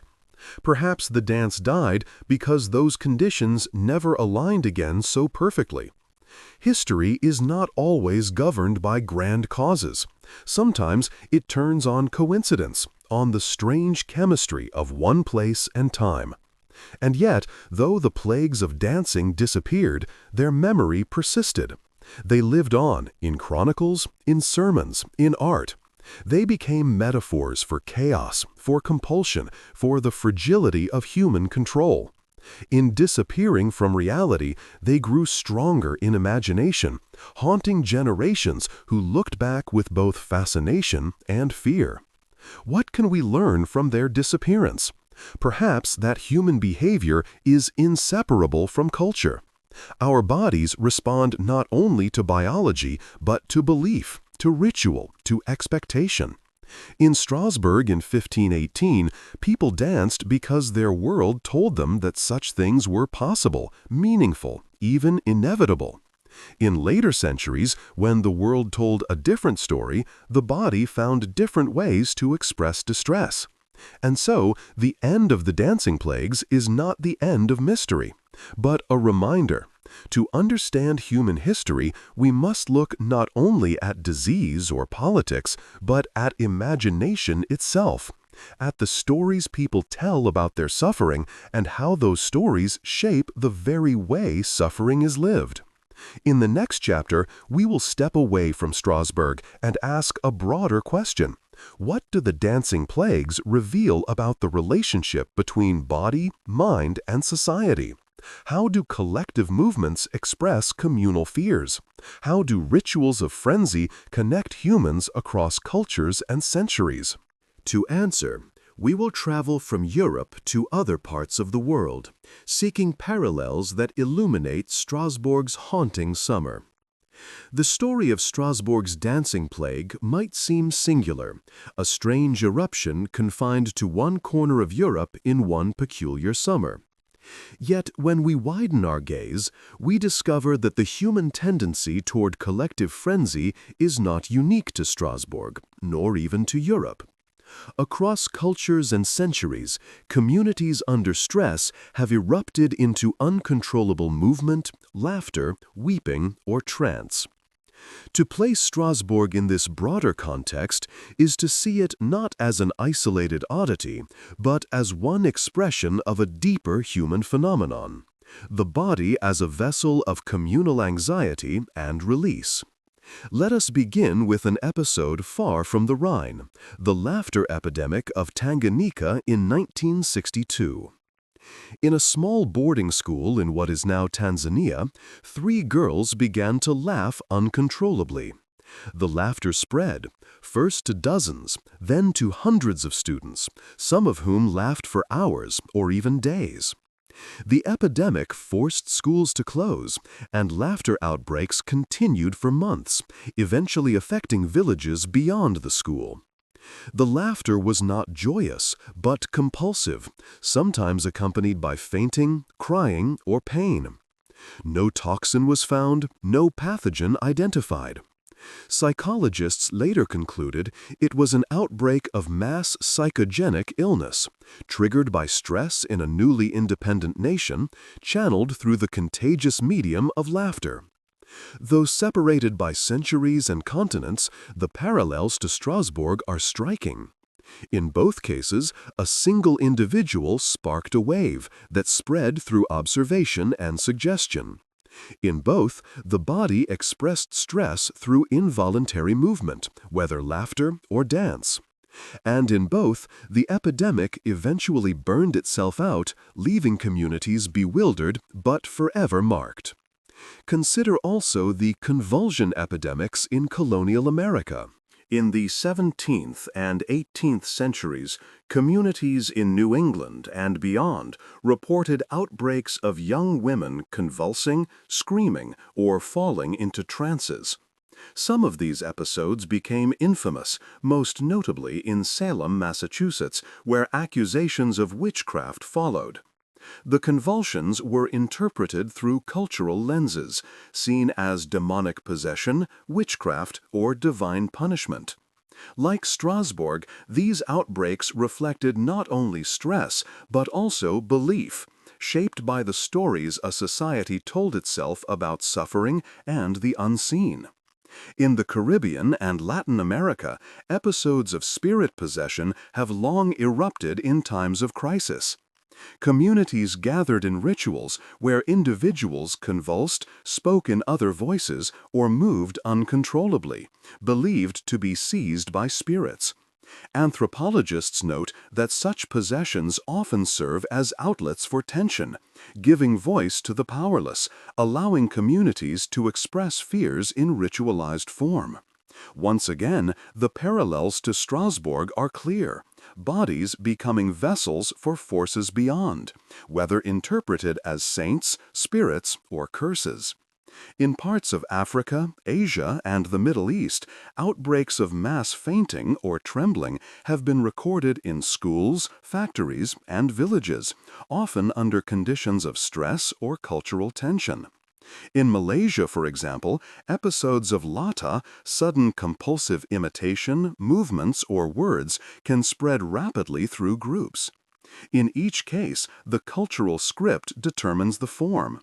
Where Europe once danced, elsewhere people faint, tremble, laugh, or convulse. Even in modern industrial societies, mass psychogenic illness occurs. In the late 20th and early 21st centuries, schools in the United States, Canada, and Europe reported sudden waves of fainting, dizziness, or nausea spreading through students, often traced not to toxins but to stress. In one famous case in Belgium in 1999, hundreds of school children fell ill after drinking Coca-Cola, reporting headaches, nausea, and trembling. Investigations found no toxic substance sufficient to explain the scale. Psychogenic contagion was the most plausible explanation. Here, too, belief and stress shaped bodies into symptoms. What unites all these examples is the interplay of stress, belief, and the body. Communities under strain, whether from famine, political change, disease, or social upheaval, are fertile ground for outbreaks of collective behavior. The form that behavior takes depends on cultural expectations. In Strasbourg in 1518, with its devotion to Saint Vitus and its memory of dancing manias, the body expressed stress through dance. In Salem, with its obsession with witches, the body convulsed in possession. In Tanganyika, in a school of young girls facing pressures of colonial education and independence, laughter became the medium. In modern schools, fainting or nausea often take the role. This broader context teaches us that Strasbourg was not a bizarre aberration, but a universal human possibility. Wherever people live in communities, wherever stress and belief intertwine, outbreaks of collective behavior can erupt. The body is not merely an individual possession. It is part of a social fabric, responsive to the movements, fears, and expectations of others. It also shows us that interpretation matters. The same physical movements can mean very different things depending on culture. In Strasbourg, convulsions were seen as signs of St. Vitus's wrath. In Salem, they were seen as witchcraft. In Haiti, they might be seen as spirit possession. In modern neurology, they are seen as psychosomatic illness. The body does not act in a vacuum. It acts within stories, and those stories shape not only meaning, but experience itself. This raises profound questions about the boundary between mind and body. When a person dances uncontrollably, is it real or imagined? Such a distinction collapses in the face of lived experience. The dancer's exhaustion, blisters, and death are real, regardless of whether the cause is toxin, spirit, or stress. The body, in responding to belief, makes the intangible tangible. The Strasbourg plague reminds us that what the mind fears, the body can enact, and what the community believes, the individual can embody. There are also lessons here about power and resistance. Some scholars have suggested that outbreaks of dancing or convulsions may, at times, serve as unconscious protest. In societies where women, the poor, or the young had little voice, the body became their language. To dance uncontrollably, to convulse in possession, was to disrupt the ordinary order, to demand attention, to force authorities to respond. In Strasbourg, many of the afflicted were women. Was the dance, in some sense, their unspoken cry, their bodies speaking what their voices could not? Such interpretations remain speculative, but invite us to see beyond pathology into politics, beyond illness into expression. By comparing Strasbourg to these global parallels, we gain not only understanding, but humility. We see that the line between them and us is thin, that the human mind and body are capable of extraordinary, mysterious behaviors in every culture and time. The Strasbourg plague was not madness in the sense of individual derangement. It was part of the great, strange spectrum of human collective life, where stress and belief erupt into movement that defies explanation. And so, when we look back at Strasbourg streets filled with dancers in the summer heat, we should not see only an oddity of the past. We should see ourselves reflected in a mirror of history. For though the form changes, dance, laughter, fainting, trembling, the underlying human capacity remains. We are creatures of body and belief, forever entangled, forever vulnerable to the mysterious ways they collide. In the next chapter, we will return to Strasbourg and explore how later generations interpreted the plague, not only in art and folklore, but in science and scholarship. How did Enlightenment thinkers reinterpret the dancers? How did 19th century medicine claim them? How have modern historians and neurologists debated their fate? The story of Strasbourg did not end in 1518. It has been retold in every century since, each time revealing more about the age that tells it than the plague itself. The story of Strasbourg's dancers did not vanish with the autumn of 1518. Instead, it lingered in memory, resurfacing in each new century as a riddle to be solved, a symbol to be interpreted. Every age retold the story in its own language, reshaping the meaning of the plague to fit the frameworks of the time.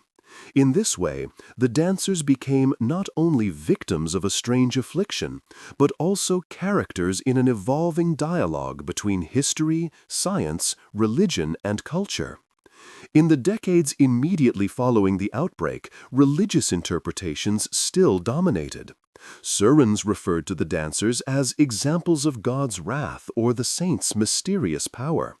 Chroniclers described the plague as punishment for sins, as a warning to live piously, or as evidence of the world's instability on the eve of the Reformation.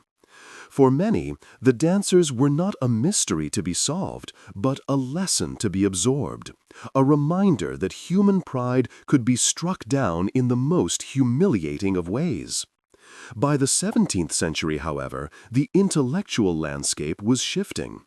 The scientific revolution was beginning to transform how Europeans understood the natural world. Thinkers such as René Descartes separated body and mind, proposing mechanical explanations for physical processes. Physicians increasingly sought natural causes for illness rather than supernatural ones. Within this context, the dancing plague was reinterpreted. Instead of divine punishment, it was seen as a disorder of nerves, an imbalance in bodily mechanisms. Some described it as chorea, a neurological condition characterized by jerky, involuntary movements. The word itself came from the Greek chorea, meaning dance, and it captured the connection between illness and motion. These early medical interpretations did not solve the mystery, but they marked a turning point.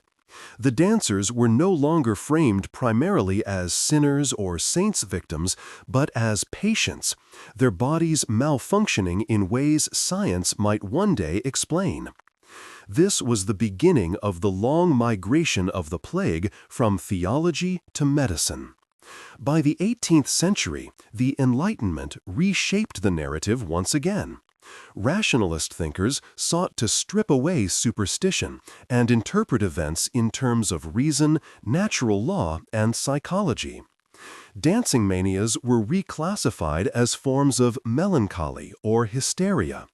Physicians linked them to environmental stress, malnutrition, and psychological strain. To Enlightenment writers, the plague was a case study in the dangers of ignorance and superstition. Communities who believed in saints and curses, they argued, had allowed their fears to manifest physically. The dancers became symbols of irrational belief, warnings of what happened when religion and superstition overwhelmed reason. This Enlightenment framing was deeply moralizing. The dancers were no longer condemned as sinners, but they were pitied or mocked as examples of unenlightened humanity. The plague was used to argue for the superiority of reason, science, and education. In this sense, the memory of Strasbourg became a tool in the intellectual battles of the age. By the 19th century, medicine itself had advanced further.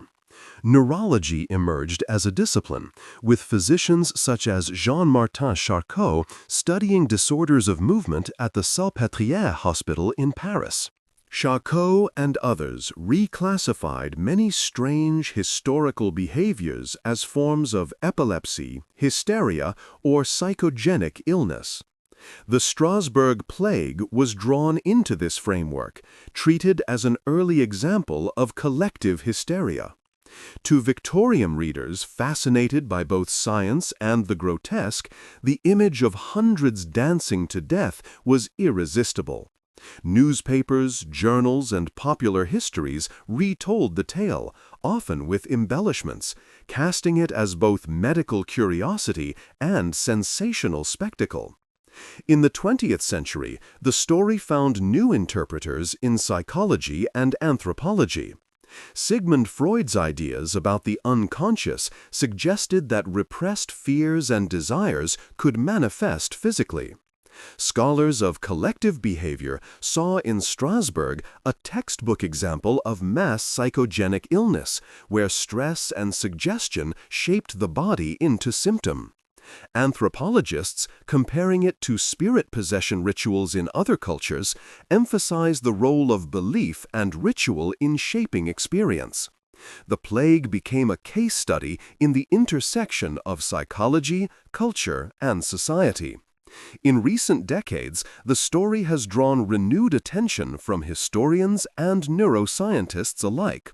Some, like historian John Waller, have argued for mass psychogenic illness as the most plausible explanation, rooted in Strasbourg's specific context of famine, disease, and religious fear. Others have explored the possibility of ergot poisoning, though, as we have seen, this theory faces serious problems. Neurologists point out that no known disorder matches the scale and contagious appearance of the outbreak. Psychologists emphasize the power of collective stress. Cultural historians focus on how saints, rituals, and fear gave form to suffering. Each discipline adds its piece to the puzzle, but the whole remains elusive. This ongoing reinterpretation tells us something important. The dancers of 1518 are as much a mirror of us as of their own time. When 17th-century physicians described them as nerve disorders, they revealed their mechanistic worldview. When Enlightenment thinkers mocked them as superstition, they revealed their faith in reason. When 19th-century neurologists treated them as hysteria, they revealed their fascination with the unconscious. When modern scholars debate stress, culture, and biology, they reveal our own obsession with the interplay of mind and body.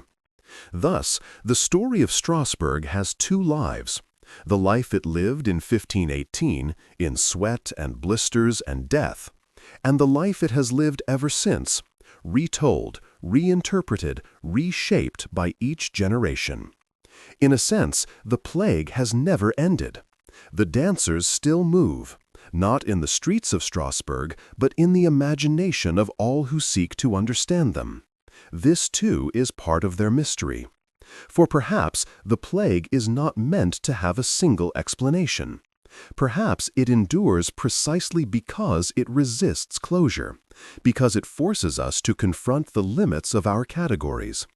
It reminds us that human behavior is not easily divided into body or mind, natural or supernatural, reason or madness.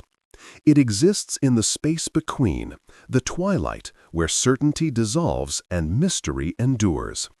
In the next chapter, we will explore how the memory of the dancing plague has been revived in popular culture today, in novels, plays, films, and even music, and why, 5 centuries later, the story continues to fascinate.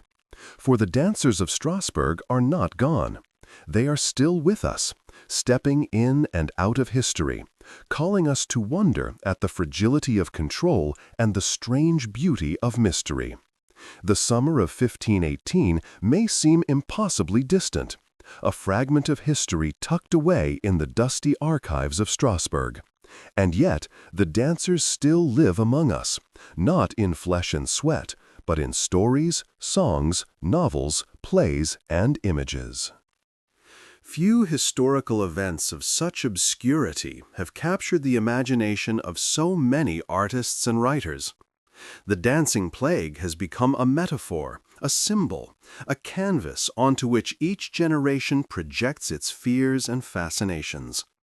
To trace its journey through modern culture is to see how the strange rhythms of that summer continue to echo centuries later. The fascination began as early as the Romantic period of the 19th century.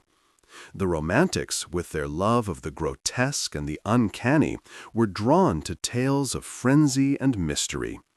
Poets and writers found in the dancing plague a perfect image of human fragility and excess, of the body's betrayal of the mind. The event was retold in poems that blended historical detail with allegory, casting the dancers as figures of tragic beauty, caught between life and death, reason and madness. The motif of dancing to death entered literature as a potent symbol of obsession, passion, or doom. In visual art, the plague often merged with the enduring imagery of the danse macabre, the medieval dance of death. Painters and illustrators depicted skeletons leading the living in grim processions, sometimes adding frenzied human figures to suggest real historical outbreaks. The Strasbourg dancers became part of this larger iconography, representing not just a singular event, but the universal truth of mortality and chaos. By the 20th century, the story had crossed into popular culture. Historians rediscovered the chronicles, and sensational accounts appeared in magazines and books aimed at general audiences. The idea of hundreds of people dancing uncontrollably until death was too dramatic to resist. It inspired short stories, historical novels, and stage productions. In these retellings, the dancers often became metaphors from modern anxieties, totalitarianism, mass consumer culture, even the alienation of urban life. Perhaps the most striking reimaginings came in theater and dance itself. Choreographers have used the plague as inspiration for performances that blur the line between history and art. On stage, dancers convulse, collapse, and rise again, embodying the agony of Strasbourg while also commenting on contemporary themes: conformity, compulsion, the struggle between freedom and control. In this way, the plague returns to movement, translated from history into performance, its tragedy reborn as art. Music, too, has embraced the plague. Modern composers and musicians have written works inspired by it, ranging from orchestral pieces to experimental rock albums. The idea of cursed dance, of rhythm that consumes rather than liberates, resonates deeply with artists. Some songs evoke the plague directly, others use it as metaphor for obsession, addiction, or the relentless pace of modern life. To dance until death has become a phrase that transcends Strasbourg, a poetic way of speaking about any passion or compulsion that overwhelms. In literature, both fiction and nonfiction, the plague has found fertile ground. Historical novels set in Strasbourg have reimagined the lives of Frau Trophia and her fellow dancers, blending documented detail with imaginative reconstruction. Some portray the plague as a supernatural curse, others as psychological contagion, still others as a metaphor for social unrest. Nonfiction writers, meanwhile, have used the plague to explore themes of hysteria, mass psychology, and the fragility of reason. For readers, the story combines the thrill of mystery with the fascination of true history, making it an irresistible subject. The plague has even entered film and television, though often indirectly. Documentaries on strange medical mysteries include it as a case study. Dramatizations have portrayed frantic dancers in medieval garb, swaying under the sun or collapsing in the streets. In more abstract form, films have borrowed the motif of uncontrollable dance to symbolize social collapse, apocalypse, or the loss of free will. The image is powerful, bodies moving against their will, compelled by forces unseen, unable to stop. In the age of the Internet, the dancing plague has gained new life as a topic for podcasts, YouTube videos, and online articles. Storytellers highlight its eerie details, often framing it as the strangest epidemic in history. It appeals to modern audiences who crave the bizarre and the unexplained, who are drawn to stories that challenge the boundaries between science and mystery. On platforms where history blends with entertainment, the plague thrives as a tale both chilling and captivating. The enduring appeal lies in the fact that the plague is both utterly alien and strangely familiar. Alien because the sight of hundreds dancing to death feels surreal, almost impossible.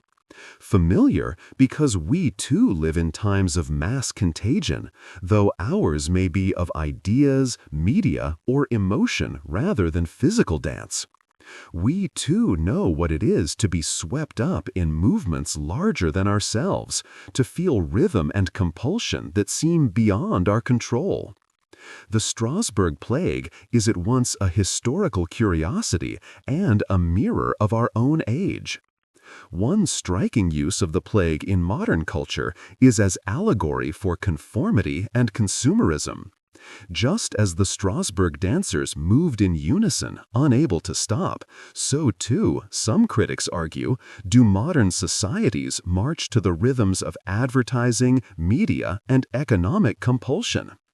Novels and plays have used the plague as a symbol of the dangers of mass behavior, of losing individuality in collective frenzy. In this way, the dancers become not only victims of history, but warnings for the present. Others have used the plague as a metaphor for addiction or obsession. To dance until death is to pursue desire beyond reason, to be consumed by what should liberate. Writers and musicians alike have drawn on this image to explore love, passion, or substance abuse, casting the Strasbourg dancers as archetypes of those who cannot stop, even when stopping means survival. In psychological literature, the plague often appears as a case study in mass hysteria. Textbooks cite it alongside modern outbreaks of fainting or laughter, using it to illustrate how belief and stress can manifest physically. Students of psychology encounter Strasbourg not only as history, but as lesson, a reminder that the mind's power over the body is vast and mysterious. The plague has even influenced visual aesthetics in fashion and design. Some artists and designers draw upon its eerie imagery: red shoes, convulsing figures, medieval streets filled with chaos, to create haunting visuals. The story's surreal combination of festivity and tragedy, music and death lends itself to Gothic and avant-garde interpretations. Why does the plague continue to inspire so many? Perhaps because it resists explanation. In a world where we seek to categorize and control, the Strasbourg dancers remind us of the limits of knowledge. Their story is a riddle with no final answer, a melody with no resolution. Mystery is itself a powerful muse, and the dancing plague offers it in abundance. But perhaps it also endures because it touches something deep in the human psyche, the tension between freedom and compulsion, joy and destruction, individuality and collective. Dance is normally a symbol of celebration, liberation, life. To see it turned into instrument of death unsettles us, fascinates us, draws us in. The Strasbourg plague flips the meaning of dance, turning joy into terror, freedom into prison. That inversion is what makes it unforgettable. In the next chapter, we will turn to a different question. What does the Strasbourg plague reveal about the fragility of control in human life? What does it tell us about the balance between reason and unreason, between order and chaos? To answer, we will step into philosophy, exploring how thinkers from the past to the present have reflected on the mystery of bodies in motion beyond their own will. The story of Strasbourg's dancing plague has often been told as history, as medicine, as mystery, but it is also, at its heart, a parable, a moment that forces us to ask profound questions about freedom, control, and the fragile line between order and chaos. Philosophy, more than medicine or history, gives us the tools to reflect on what the dancers mean, not only for their own time, but for ours. At the most basic level, the dancers raise the question of agency. To dance is usually an act of choice. We hear music, we feel rhythm, we decide to move. In Strasbourg, choice was stripped away. The body moved, but the will was absent. What does it mean when the body rebels against the self, when agency dissolves? Philosophers, from Descartes to modern neuroscientists, have wrestled with this question. Are we masters of our bodies? Or are we, as Spinoza suggested, often unaware of the true causes of our actions? The Strasbourg plague dramatizes this question vividly. Hundreds of people moving without consent, living proof of the fragility of human control. This tension between body and will has haunted human thought for centuries. In the Enlightenment, philosophers prized reason as the defining feature of humanity. To lose control of the body, to surrender to compulsion, was to fall into the realm of the irrational, even the animal. The Strasbourg dancers, in this light, were symbols of the breakdown of reason. Their movements mocked the Enlightenment ideal of the rational subject, showing that beneath reason lies a body that can betray, overwhelm, and even destroy. Yet another philosophical lens sees the dancers not as symbols of weakness, but as embodiments of truth. Friedrich Nietzsche, in the 19th century, wrote often of dance as metaphor for life, for freedom, for the embrace of chaos. "I would only believe in a God who could dance," he once said. For Nietzsche, dance was affirmation of existence, a way of saying yes to life in all its turbulence. But what if dance is no longer chosen? What if it consumes the dancer? Then it becomes a parody of freedom, a dark mirror of Nietzsche's ideal. The Strasbourg plague shows us dance without joy, rhythm without affirmation, movement as compulsion rather than celebration. It forces us to ask, where is the line between freedom and enslavement, between ecstasy and torment? The plague also speaks to the problem of collective behavior. When one person dances uncontrollably, it is tragedy. When hundreds join, it becomes contagion. This raises a timeless question. How much of our behavior is truly our own, and how much is shaped by those around us? The dancers of Strasbourg did not move in isolation. Their movements spread, fed by observation, belief, and expectation. In this, they remind us of how easily humans are swept into collective rhythm, whether in dance, in ritual, in politics, or in panic. The plague is an extreme image of what we all know, that the line between individual choice and collective compulsion is thin, fragile, and easily crossed.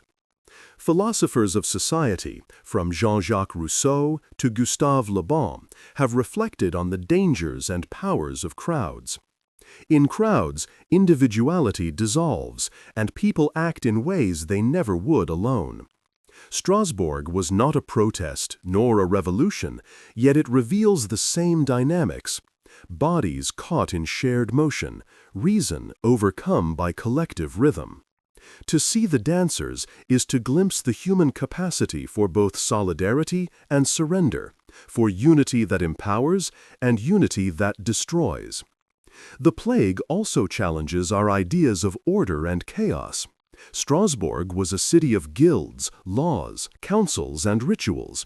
Life was structured by bells, by the market clock, by the rhythms of work and prayer.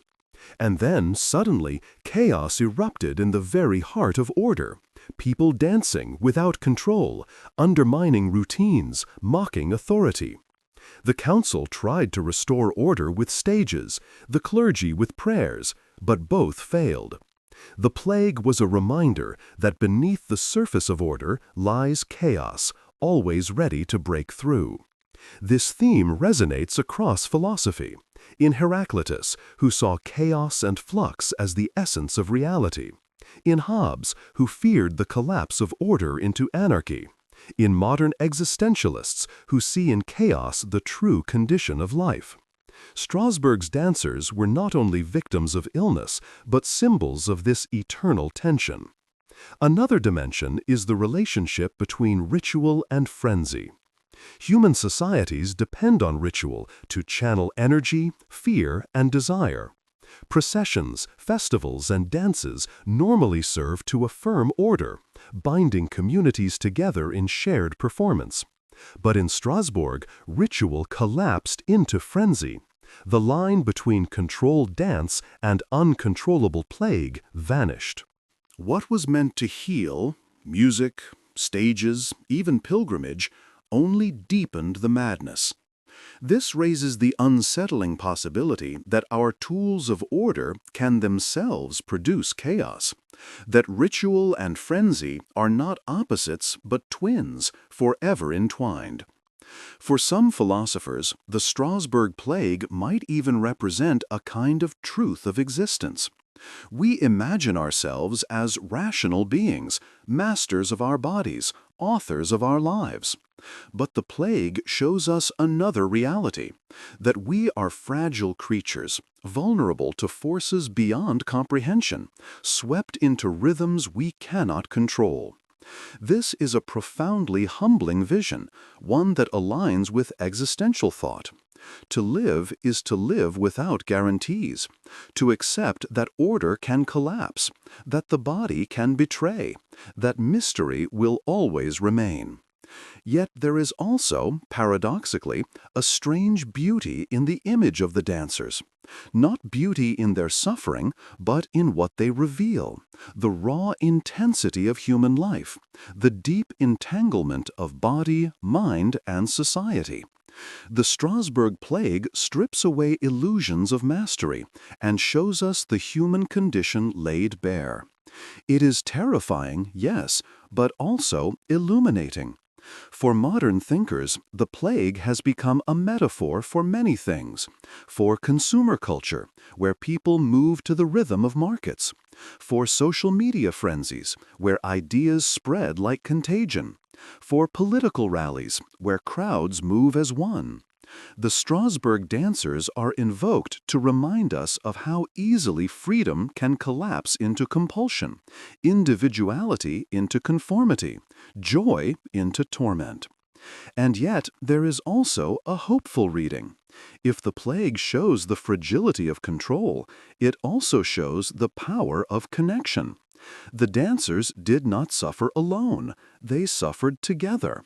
Their movements, though destructive, were also communal, binding them in a strange solidarity. In their agony, they revealed the truth that human beings are never isolated, but always part of a larger rhythm, for better or worse.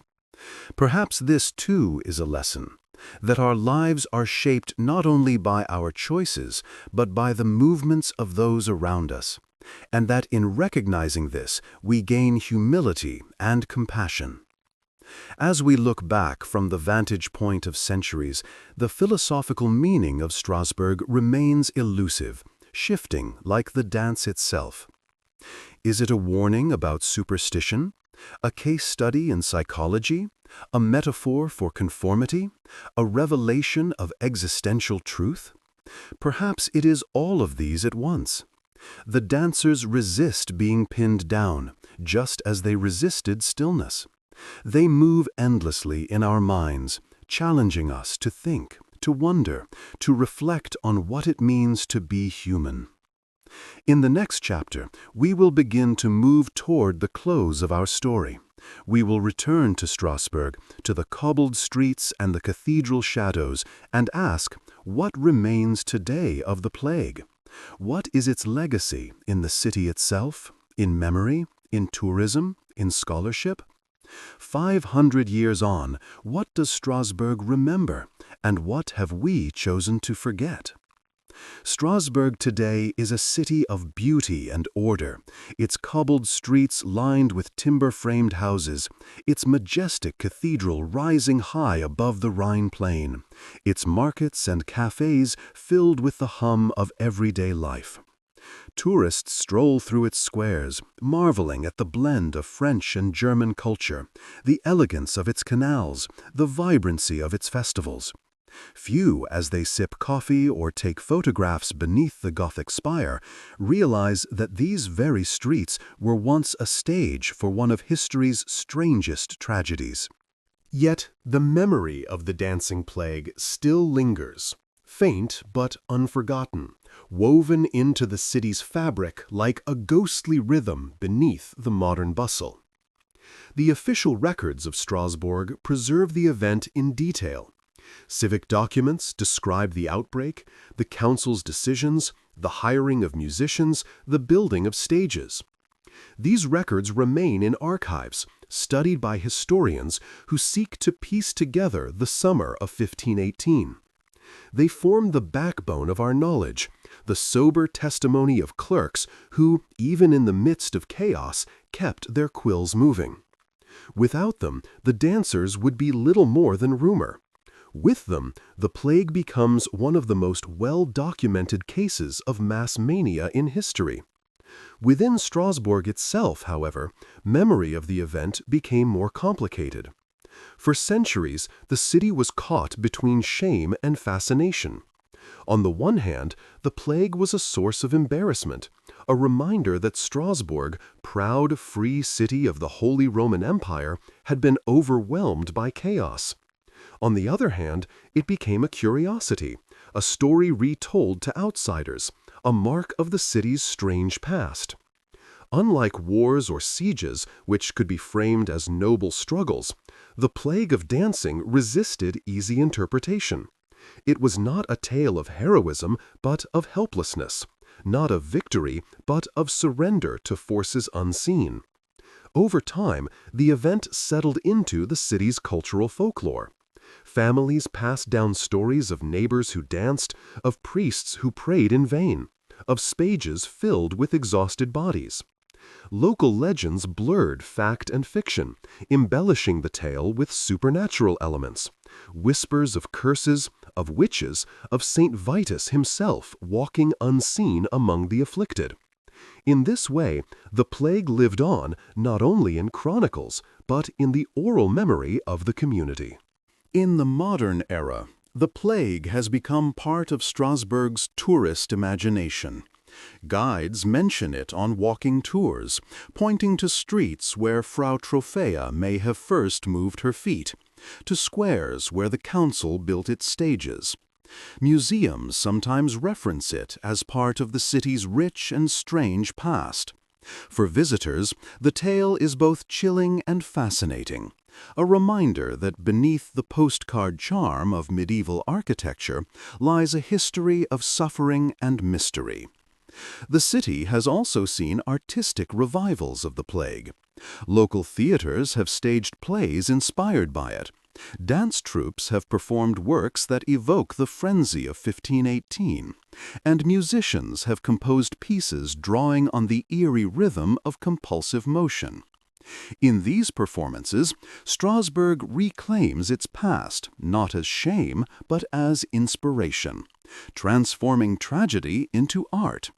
The dancers return, not in agony, but in beauty, their story retold through movement that celebrates rather than destroys.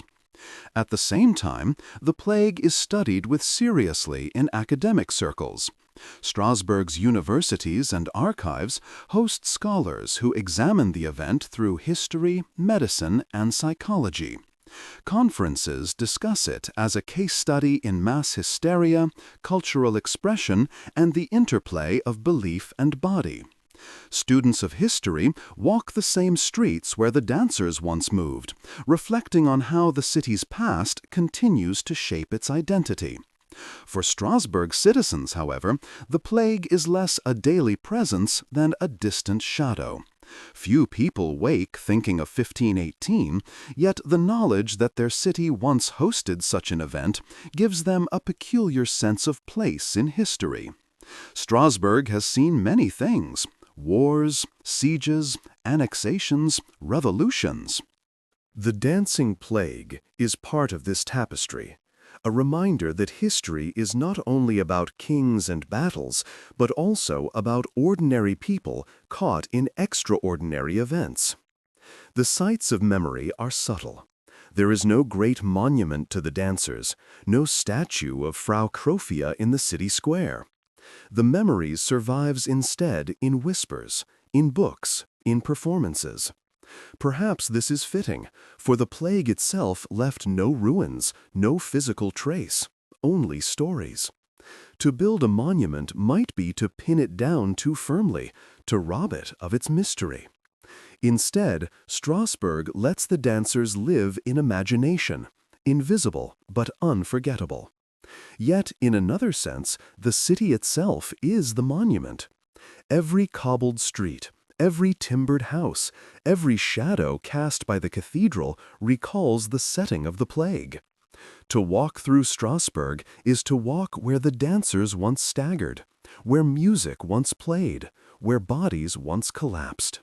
The city holds their memory in its stones, even if tourists pass unaware. Modern residents and visitors alike sometimes use the plague as a metaphor for Strasbourg itself. A city caught between cultures, between order and chaos, between French and German influences. The dancers become symbols of Strasbourg's liminal identity, its history of both grandeur and fragility. In this way, the plague is not only a memory of suffering, but a reminder of resilience, of a city that endured even when reason seemed to collapse. What is perhaps most moving is that the dancers of 1518 have become part of Strasbourg's shared humanity. They remind us that the city is not only its cathedral or its politics, but also its ordinary people. Women, men, children, who lived, suffered, and sometimes died in ways that defy comprehension. The plague democratizes history, pulling us away from kings and bishops toward neighbors and families whose lives mattered, even if their names are forgotten. 500 years later, the plague is sometimes invoked in festivals, in historical tours, in cultural conversations. It is no longer shameful, but mysterious, no longer an embarrassment, but a source of fascination. Strasbourg has embraced the strangeness of its past, transforming the dance from tragedy into story, from agony into legacy. And so, when one stands today in the shadow of the Strasbourg Cathedral, watching tourists with cameras and children with ice cream cones, it is possible to close one's eyes and imagine. To hear, beneath the chatter and footsteps, another rhythm, the relentless pounding of feet in 1518, the cries of the exhausted, the faint echo of drums and fiddles. The dancers are gone, but their shadow lingers, moving still through the memory of the city.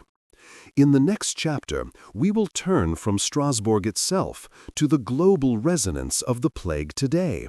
How has it become a metaphor in modern journalism, a subject of podcasts and documentaries, a symbol in popular discourse? Why does this story, among countless forgotten epidemics, continue to fascinate us?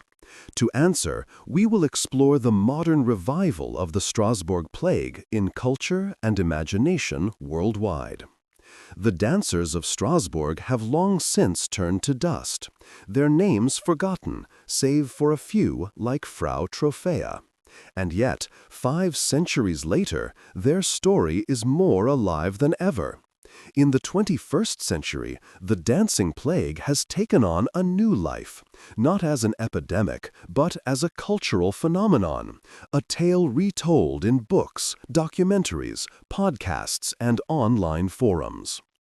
The dancers of Strasbourg have long since turned to dust, their names forgotten, save for a few like Frau Trophäa. And yet, 5 centuries later, their story is more alive than ever. In the 21st century, the dancing plague has taken on a new life, not as an epidemic, but as a cultural phenomenon, a tale retold in books, documentaries, podcasts, and online forums. It has become a metaphor for our own age, a lens through which we see the fragility of control, the power of mass behavior, and the mysteries of the human condition. One of the most visible ways the plague endures is in journalism and popular writing. Articles in newspapers and magazines regularly listed among the strangest events in history or mysteries science still cannot solve. Writers, eager to capture readers with a mix of horror and fascination, recount the image of hundreds dancing to death under the summer sun. The plague appears alongside stories of spontaneous human combustion, ghost ships, and lost civilizations, appealing to our hunger for the uncanny. Yet, unlike pure legend, the Strasbourg outbreak is documented in city records. This blend of fact and mystery makes it irresistible. It is both history and myth, both real and unbelievable. The digital age has amplified this fascination. On YouTube and podcast platforms, storytellers bring the plague to life for millions of listeners. History podcasts recount the events with eerie music, narrating the exhaustion of the dancers and the confusion of the council. True mystery channels present it as a riddle, inviting viewers to debate whether ergot, hysteria, or demons were to blame. Even educational channels use it to illustrate the power of psychology, blending science with storytelling. For audiences scrolling late at night, the image of a city dancing to death is both haunting and captivating, a perfect tale for a restless imagination. In television documentaries, the plague is often framed as part of the history of medicine. Producers show Strasbourg's cathedral, its narrow streets, actors in medieval costumes swaying and collapsing as narrators describe the theories. Scientists and historians offer their interpretations: mass hysteria, ergot poisoning, ritual penance. For audiences scrolling late at night, the image of a city dancing to death is both haunting and captivating, a perfect tale for a restless imagination. The juxtaposition of modern explanation with medieval imagery creates a powerful effect. The sense that we are looking into a mirror of the past, a world both familiar and alien. The plague has also been reimagined in fiction. Novelists have taken the sparse details of the records and spun them into stories of love, tragedy, and fear. Some imagine the perspective of the dancers themselves, what it felt like to be seized by compulsion, to collapse and rise again. Others focus on the families watching helplessly, or on city leaders trapped between conflicting advice. Still others use the plague as metaphor, setting it in other times or places as a symbol of obsession, conformity, or collective breakdown. By filling the silences of history with human voices, these novels keep the plague alive not only as fact, but as felt experience. The world of theater and dance has found perhaps the most natural resonance with Strasbourg's tragedy. Choreographers and directors have staged performances inspired by the plague, blending historical imagination with modern expression. On stage, dancers convulse, collapse, and stagger, their movements echoing the agony of 1518 while speaking to contemporary audiences about compulsion, freedom, and suffering. Some productions frame the plague as metaphor for modern addictions, others as commentary on political conformity. In each case, history becomes movement once more, translated into art. Music, too, has embraced the story. Bands and composers have written works titled after the plague, using frantic rhythms, dissonant chords, or relentless percussion to evoke the sense of unstoppable movement. Lyrics reference the Strasbourg dancers as symbols of obsession or destruction. In electronic and rock genres especially, the plague serves as a haunting metaphor. The beat you cannot resist, the rhythm that drives you past endurance. In classical and experimental works, it becomes a meditation on mortality, the strange dance that carries us all toward death. Beyond art, the plague has entered everyday discourse as metaphor. Journalists describe stock market panics or social media frenzies as dancing plagues, evoking the sense of collective behavior spiraling out of control. Political commentators use the phrase to critique rallies where crowds move as one, losing individuality to rhythm and chant. Psychologists invoke it when discussing mass psychogenic illness in modern schools or factories. In each case, Strasbourg provides a vivid image of contagion without pathogen, movement without will. The Internet age has also brought the plague into the realm of memes and online discussion. On forums, users joke about dancing to death during exhausting work weeks or relentless pop culture crazes. On social media, images of medieval dancers are paired with captions about modern obsessions, from binge-watching shows to endless scrolling on phones. Beneath the humor lies something serious, a recognition that we, too, are often swept into compulsions we cannot fully control. The Strasbourg dancers become avatars of our own age, their agony transformed into allegory for digital excess. Academically, the plague has seen a surge of attention in interdisciplinary studies. Historians of medicine analyze it as part of the history of psychosomatic illness. Anthropologists compare it to possession rituals worldwide. Psychologists cite it as early evidence of mass hysteria. Even neuroscientists ponder whether unknown conditions might explain it. The event has become a crossroads where disciplines meet, each adding a fragment of explanation, none capturing the whole. Conferences, journal articles, and books continue to revisit the plague, proving that 5 centuries later it still provokes debate among scholars as well as storytellers. What is most striking about the modern revival is that the plague has become not only an object of fascination, but a mirror for our anxieties. In an age of pandemics, misinformation, and viral trends, we see ourselves in Strasbourg. The idea of contagion without virus, of behavior spreading through belief and fear, feels deeply familiar. Social media storms, conspiracy theories, financial bubbles, all echo the logic of the dancing plague, where one person's movement triggers another's until the whole community is caught in rhythm. By retelling the story, we process our own vulnerabilities, our own sense of being swept into forces beyond control. There is also an element of aesthetic attraction. The plague is terrifying, yes, but also strangely beautiful. The image of dancers collapsing in sunlight, of cobbled streets filled with rhythm, has a surreal, dreamlike quality. Artists and audiences alike are drawn to this tension between horror and beauty, between life and death. In a world saturated with narratives, the plague stands out as uniquely cinematic, a ready-made story of spectacle and mystery. In recent years, the dancing plague has even inspired interactive art projects and installations. Museums have hosted exhibitions on strange epidemics, featuring immersive soundscapes of pounding drums and flickering lights to evoke Strasbourg's frenzy. Contemporary artists have created video installations of endless dancing figures, looped until exhaustion, as commentary on labor, capitalism, or media consumption.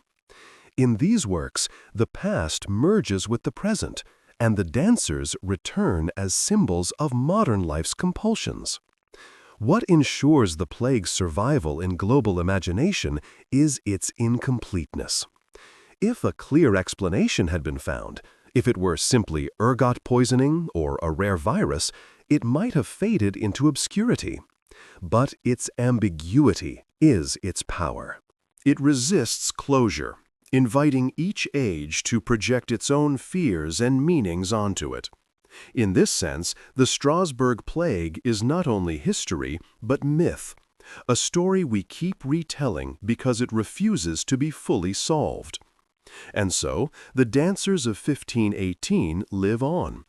They live in podcasts listened to before sleep, in novels on bedside tables, in stages where modern performers convulse under spotlights, in memes that circulate through glowing screens.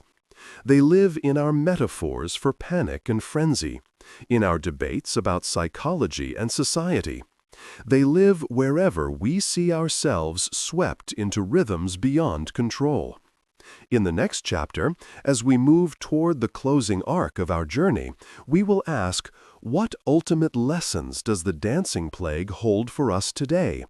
Beyond fascination and metaphor, what truths does it reveal about being human in a fragile, mysterious world? And why, 500 years later, do we still need the dancers of Strasbourg to remind us of those truths?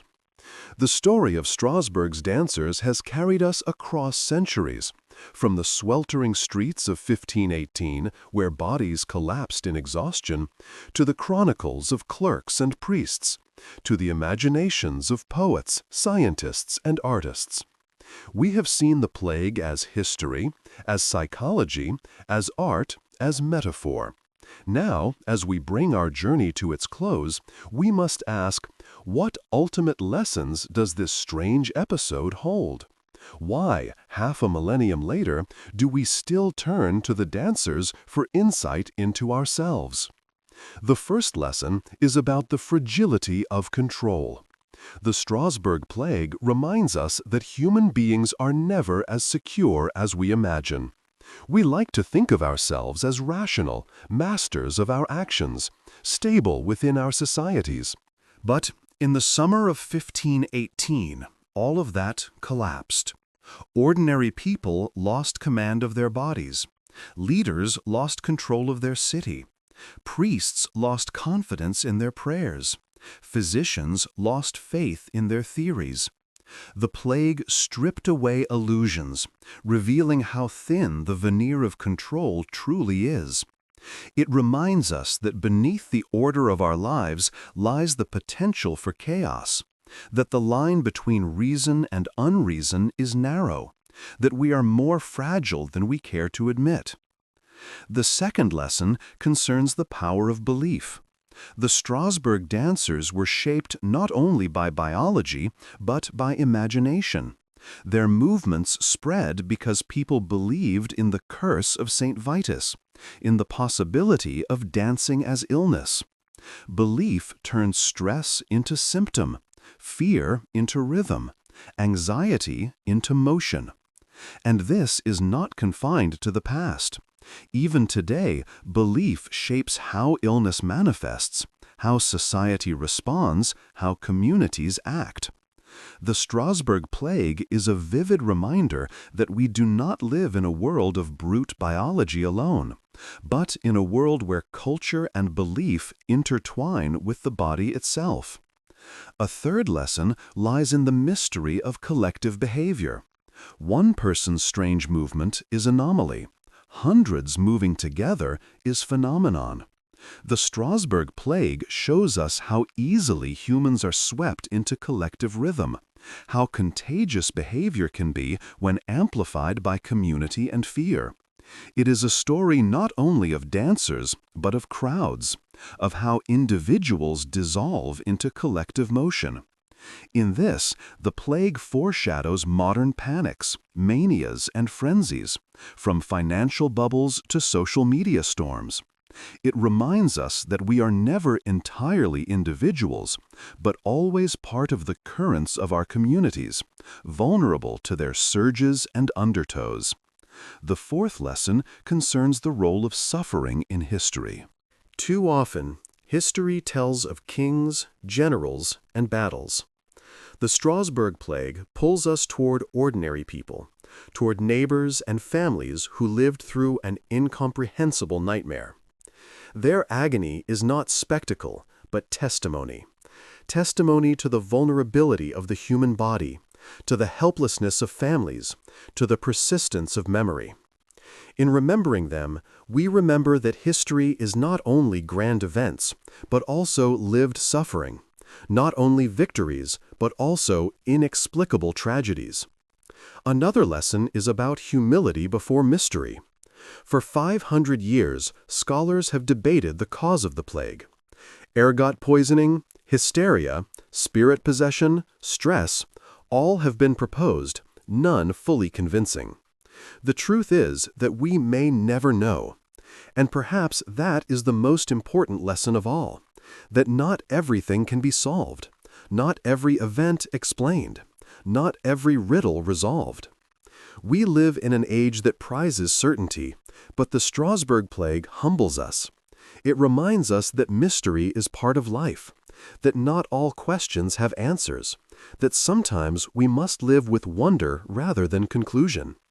Yet the plague also teaches us about resilience. Strasbourg did not collapse. Its citizens endured, buried their dead, healed their survivors, rebuilt their order. The city continued, scarred but not destroyed. In this, the plague becomes not only a story of chaos, but of endurance. It tells us that even when reason falters and chaos erupts, communities can survive, can carry on, can transform tragedy into memory, and memory into story. On a deeper level, the plague speaks to the human condition itself. To live is to dance between freedom and compulsion, between joy and suffering, between order and chaos. The Strasbourg dancers embody this tension in the most literal way. They danced, but not by choice. They moved, but without freedom. They embodied both vitality and destruction, life and death entwined. In them, we see ourselves, creatures caught between agency and vulnerability, between control and surrender. Perhaps this is why the plague continues to fascinate. It is not only a strange event of the past, it is a mirror reflecting truths that remain. We too live with compulsions we cannot always master. We too are swept into collective movements beyond our control. We too cling to beliefs that shape our bodies and societies. And we too live in a fragile order, always vulnerable to collapse. The Strasbourg plague endures because it tells us, in haunting form, what it means to be human. There is one final lesson, and it is one of compassion. When we read of the dancers, it is easy to view them as curiosities, as oddities of history. But when we remember that they were real people, mothers, fathers, children, neighbors, we are called to empathy. Their suffering calls us not to mock or to sensationalize, but to feel, to recognize their humanity. And in doing so, we are reminded of our own. As we close our story, let us return once more to Strasbourg. Imagine standing in its square as the sun sets, the cathedral casting its long shadow. Imagine hearing, faintly, the echo of feet upon cobblestones, the cries of exhaustion, the beat of drums. Imagine Frau Trophäa, the first dancer, stepping into the street, not knowing she was beginning a tragedy that would echo for centuries. And imagine the silence that followed, the silence that still lingers, waiting for us to listen. The dancers of 1518 are gone, but their story remains. It remains as history, as art, as metaphor, as lesson. It reminds us of our fragility, our beliefs, our collective nature, our endurance, our mystery, our compassion. It reminds us that to be human is to live always between order and chaos, freedom and compulsion, reason and unreason. And in that reminder lies both warning and wisdom. So, as you finish this story, perhaps late at night, perhaps listening before sleep, carry with you the rhythm of Strasbourg, not to fear, but to remember. For history is not only dates and names, it is the strange dance of humanity, forever moving, forever mysterious, forever unfinished.